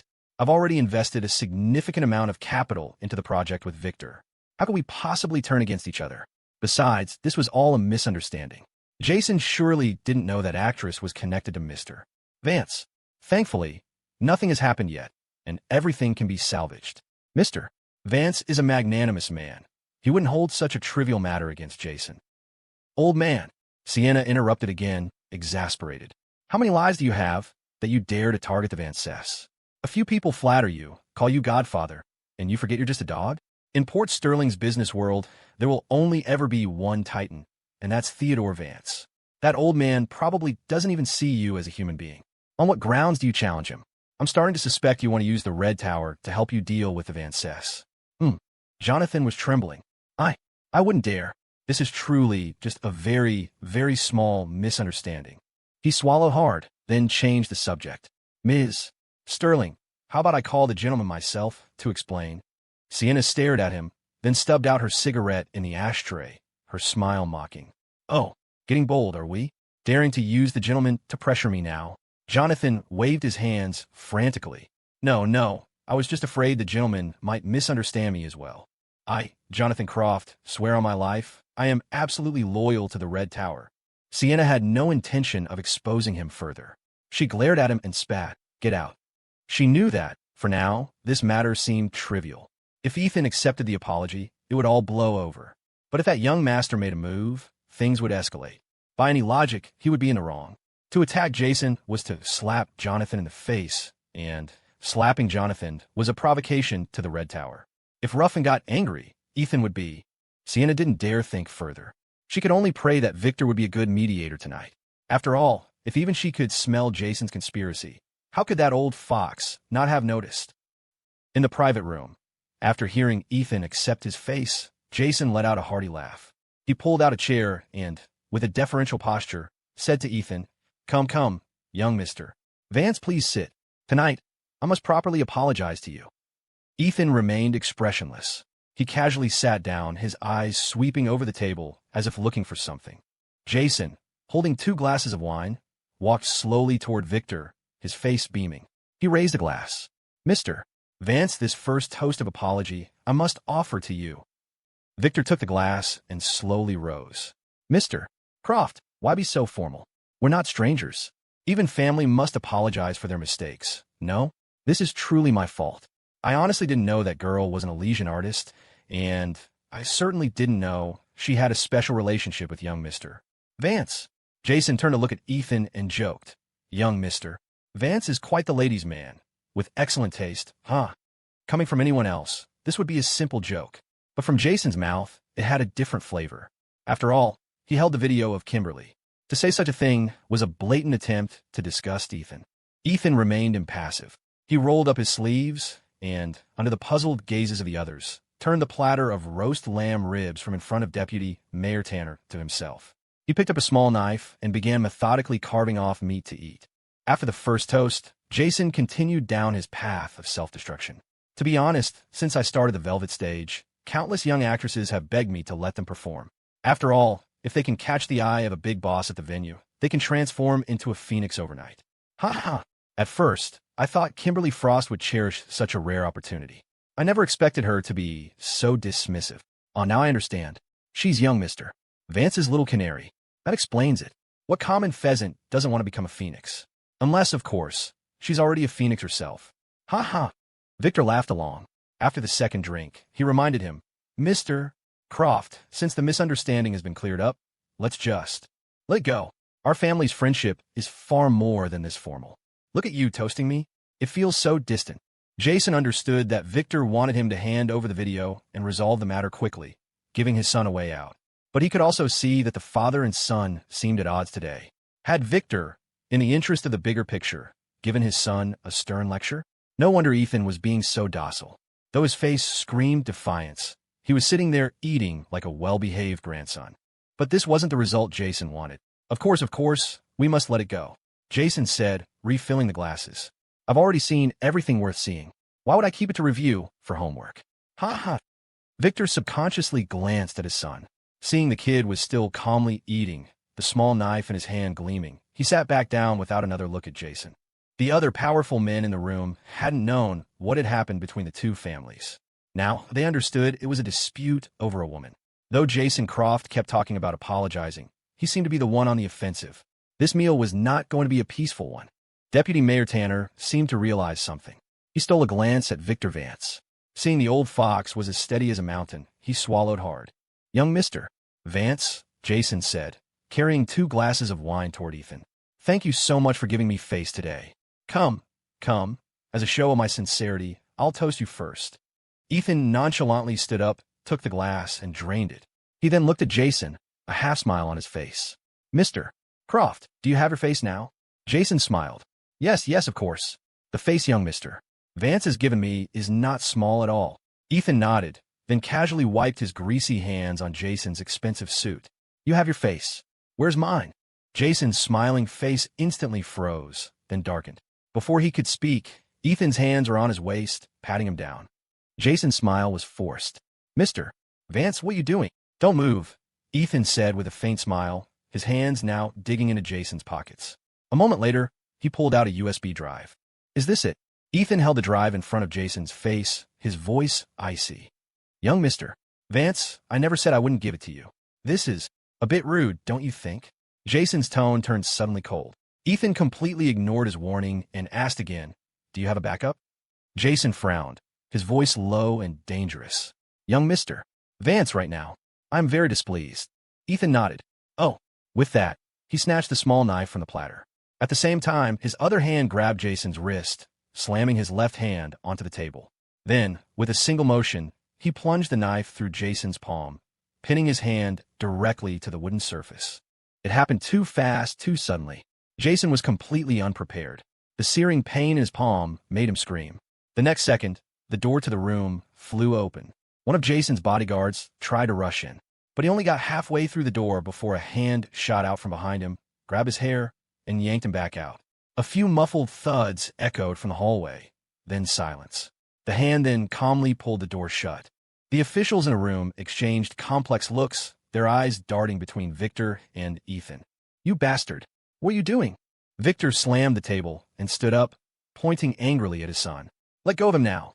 Ethan calmly said, oh, and decisively pulled the knife out. The room fell silent. Jason screamed again.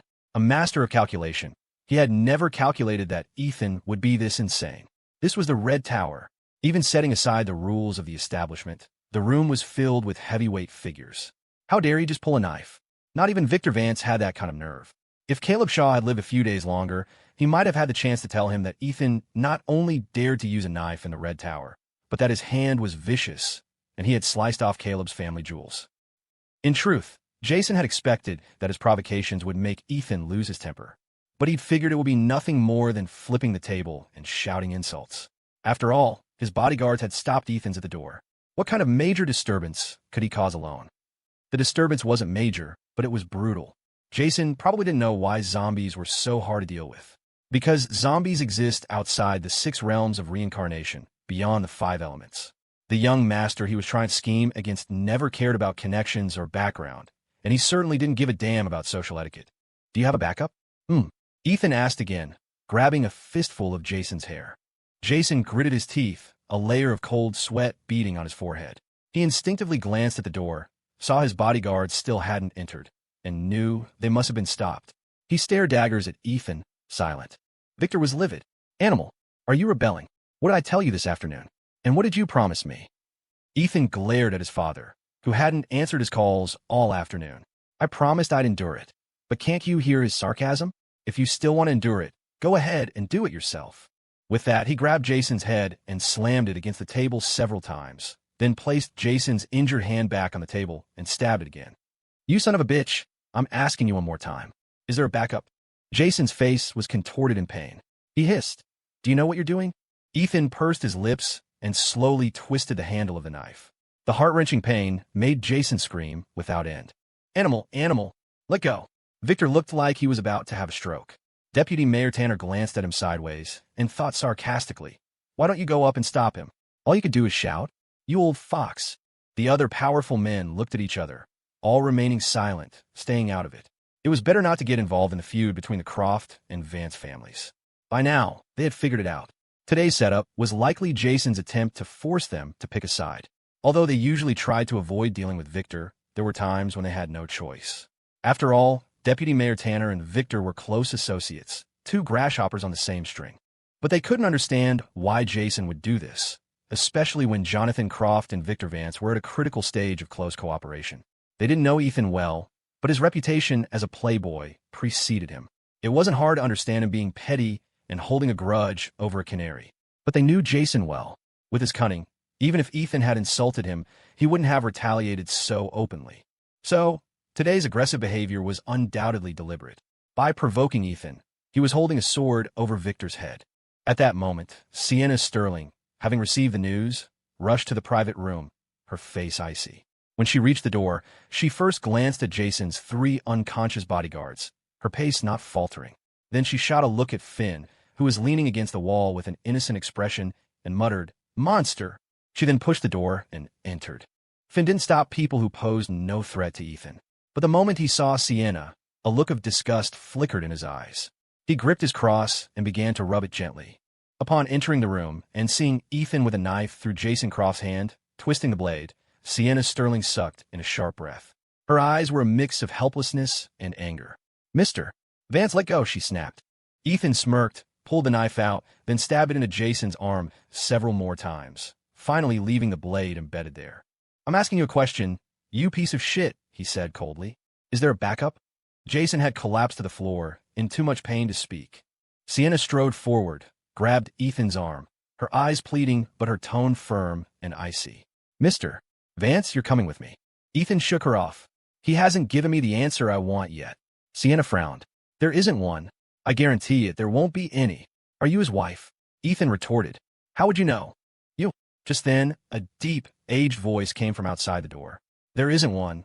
As the words fell, Jonathan Croft entered the room, his face a grim mask. His bodyguard were blocked at the door by Finn and Victor's men. Everyone in the room turned their attention to the renowned godfather of the business world, still silent. Victor's brow was furrowed, his face a picture of shame. "President Croft, I'm so sorry. This rebellious son of mine." Sigh. Jonathan looked down at his groaning son. "Victor, this isn't entirely your fault." He bent down to help Jason up, his eyes flickering as he saw the knife in his son's arm. Then he slapped Jason across the face. Smack. "You animal. Didn't I tell you to apologize properly to Mr. Vance?" When kids fight, the parents usually discipline their own. Since Jonathan had already set the example, Victor was not to be outdone. Victor immediately picked up a teacup from the table. However, as if by telepathy, Ethan shot him a sharp glare, a silent warning. You lay a hand on me, I dare you. Victor's heart skipped a beat. The teacup, already halfway raised, was instead smashed at his son's feet. I should have never let your mother give birth to you, he roared.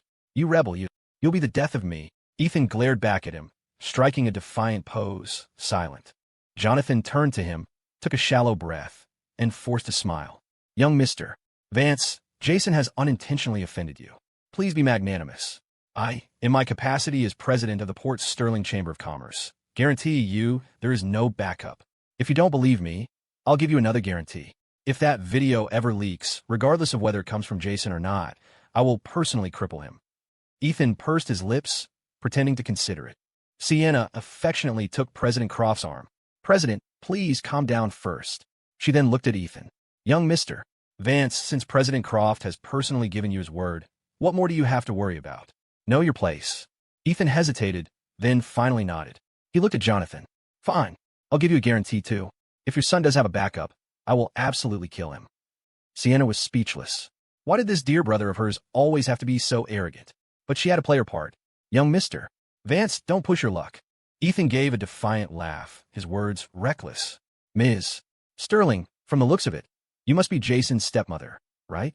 A mother has to take responsibility. When her son misbehaves and causes trouble everywhere, she should give him a good, hard spanking. The room fell silent. Jason's face was contorted in a snarl as he glared at Ethan. Sienna rolled her eyes and looked at Victor. Look at the fine son you've raised. No manners, no respect. He's just asking for a beating. Victor looked crestfallen and sighed. I don't know what's in I committed to have such a little beast. Ms. Sterling, don't take it to heart. I will definitely discipline him properly. You'd better save your energy, Ethan sneered, and discipline your own harem. He turned to leave, muttering old bastard under his breath. Seeing Ethan leave, Sienna secretly breathed a sigh of relief. She frowned at Jonathan and said sweetly, President, why don't you and Mr. Vance find another place to talk? It's better to resolve enmity. I'll go after young Mr. Vance. Causing trouble and then just walking away? That's showing no respect for the Red Tower. Jonathan nodded. Go on. Just warn him. Out of respect for Victor, don't make things too difficult for him. Victor, let's go. A word in private. Victor respectfully picked up his coat and walked out. Jonathan scanned the other officials and clasped his hands with a faint smile. Gentlemen, my apologies for the scene today.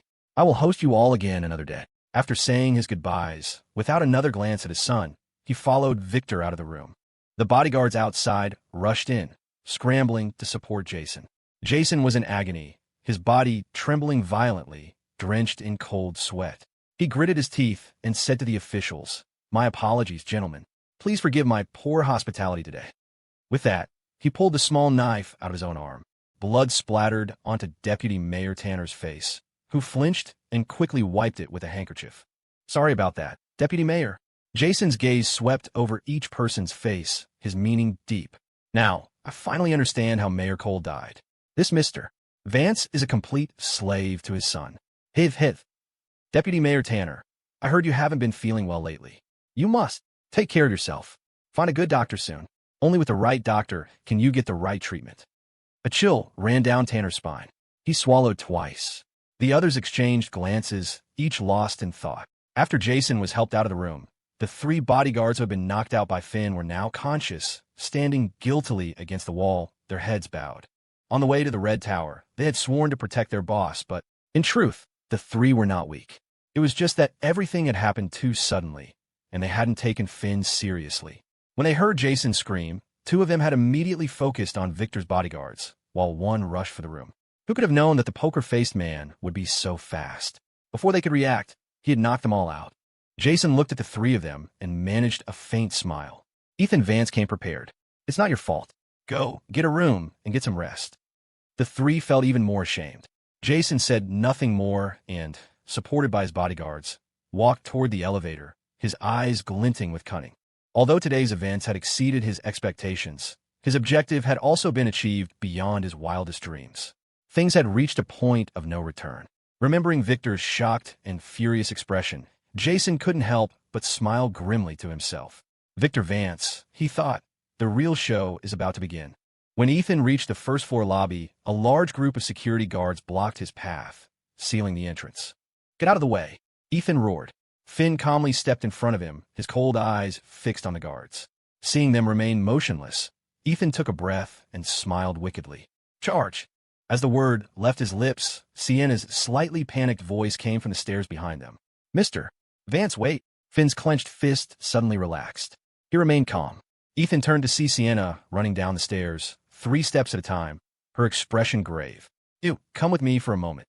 After a moment's thought, Ethan whispered to Finn, wait for me, and followed Sienna out to the balcony. The evening breeze was gentle, and the balcony lights were a dim, warm yellow, even gentler than the wind. They illuminated the painting hanging on the wall, the one on which Ethan had personally inscribed the word stillness. The bamboo in the painting had been frozen in a state of chaos when Sienna had painted it, each leaf tossing and turning in the gale, its withered fate irreversible. But enveloped in the warm light, it now seemed as gentle as jade. Sienna lit a cigarette and stared at the painting, her expression complex. Time flies, she said to Ethan. I keep getting the feeling you just wrote that word yesterday. Ethan's tone was lukewarm. What do you really want to say? I'm in no mood for poetry. Sienna gave a bitter smile. Whenever it comes to emotions, you avoid me like the plague. Sigh. She paused, then changed the subject. You've probably gotten yourself into deep trouble this time. I already gave the Red Tower plenty of face by not killing him back there, Ethan said dismissively. Sienna looked at him, a hint of blame in her eyes. Have you never heard that President Croft is the silent owner of the Red Tower? So what? Sienna was silent. A moment later, she asked abruptly, what are you and your father up to now? Ethan was impassive, just a loving father and his devoted son. Sienna hesitated, as if weighing whether to say certain things out loud. After a few puffs of her cigarette, she looked up at Ethan's face, a strange concern in her eyes. Big brother Ethan, don't make a move on the Red Tower. Really don't. If you had your grandfather standing, I wouldn't say a word. But you don't, and that includes your father. You really aren't qualified to touch the Red Tower. Seriously, don't play with fire. Ethan smiled faintly. Don't be such a conspiracy theorist. I told you, I'm just protecting the people around me. If anyone tries to harm them, I don't care if it's the Red Tower, the White Tower, or the Black Tower. I'll kill them all the same. Sienna sighed. So, Jason Croft has to die. If he doesn't die, Ethan said, I can't sleep. Sienna looked melancholic. After a moment, she said in a low voice, kill him then.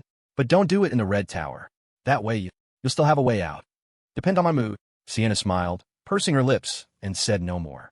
She walked back into the lobby and shouted to the guards at the door, everyone move. The guards immediately dispersed. Ethan glanced at Sienna, gave a faint smile, and led Finn out the main entrance. At the same time, several paramedics carrying medical kits rushed into the lobby and headed for the elevators. Ethan glanced at them indifferently, then exchanged a look with Finn. Sigh, this is going to be a mess, Sienna thought to herself. She frowned and thought for a long moment, then hurried back upstairs.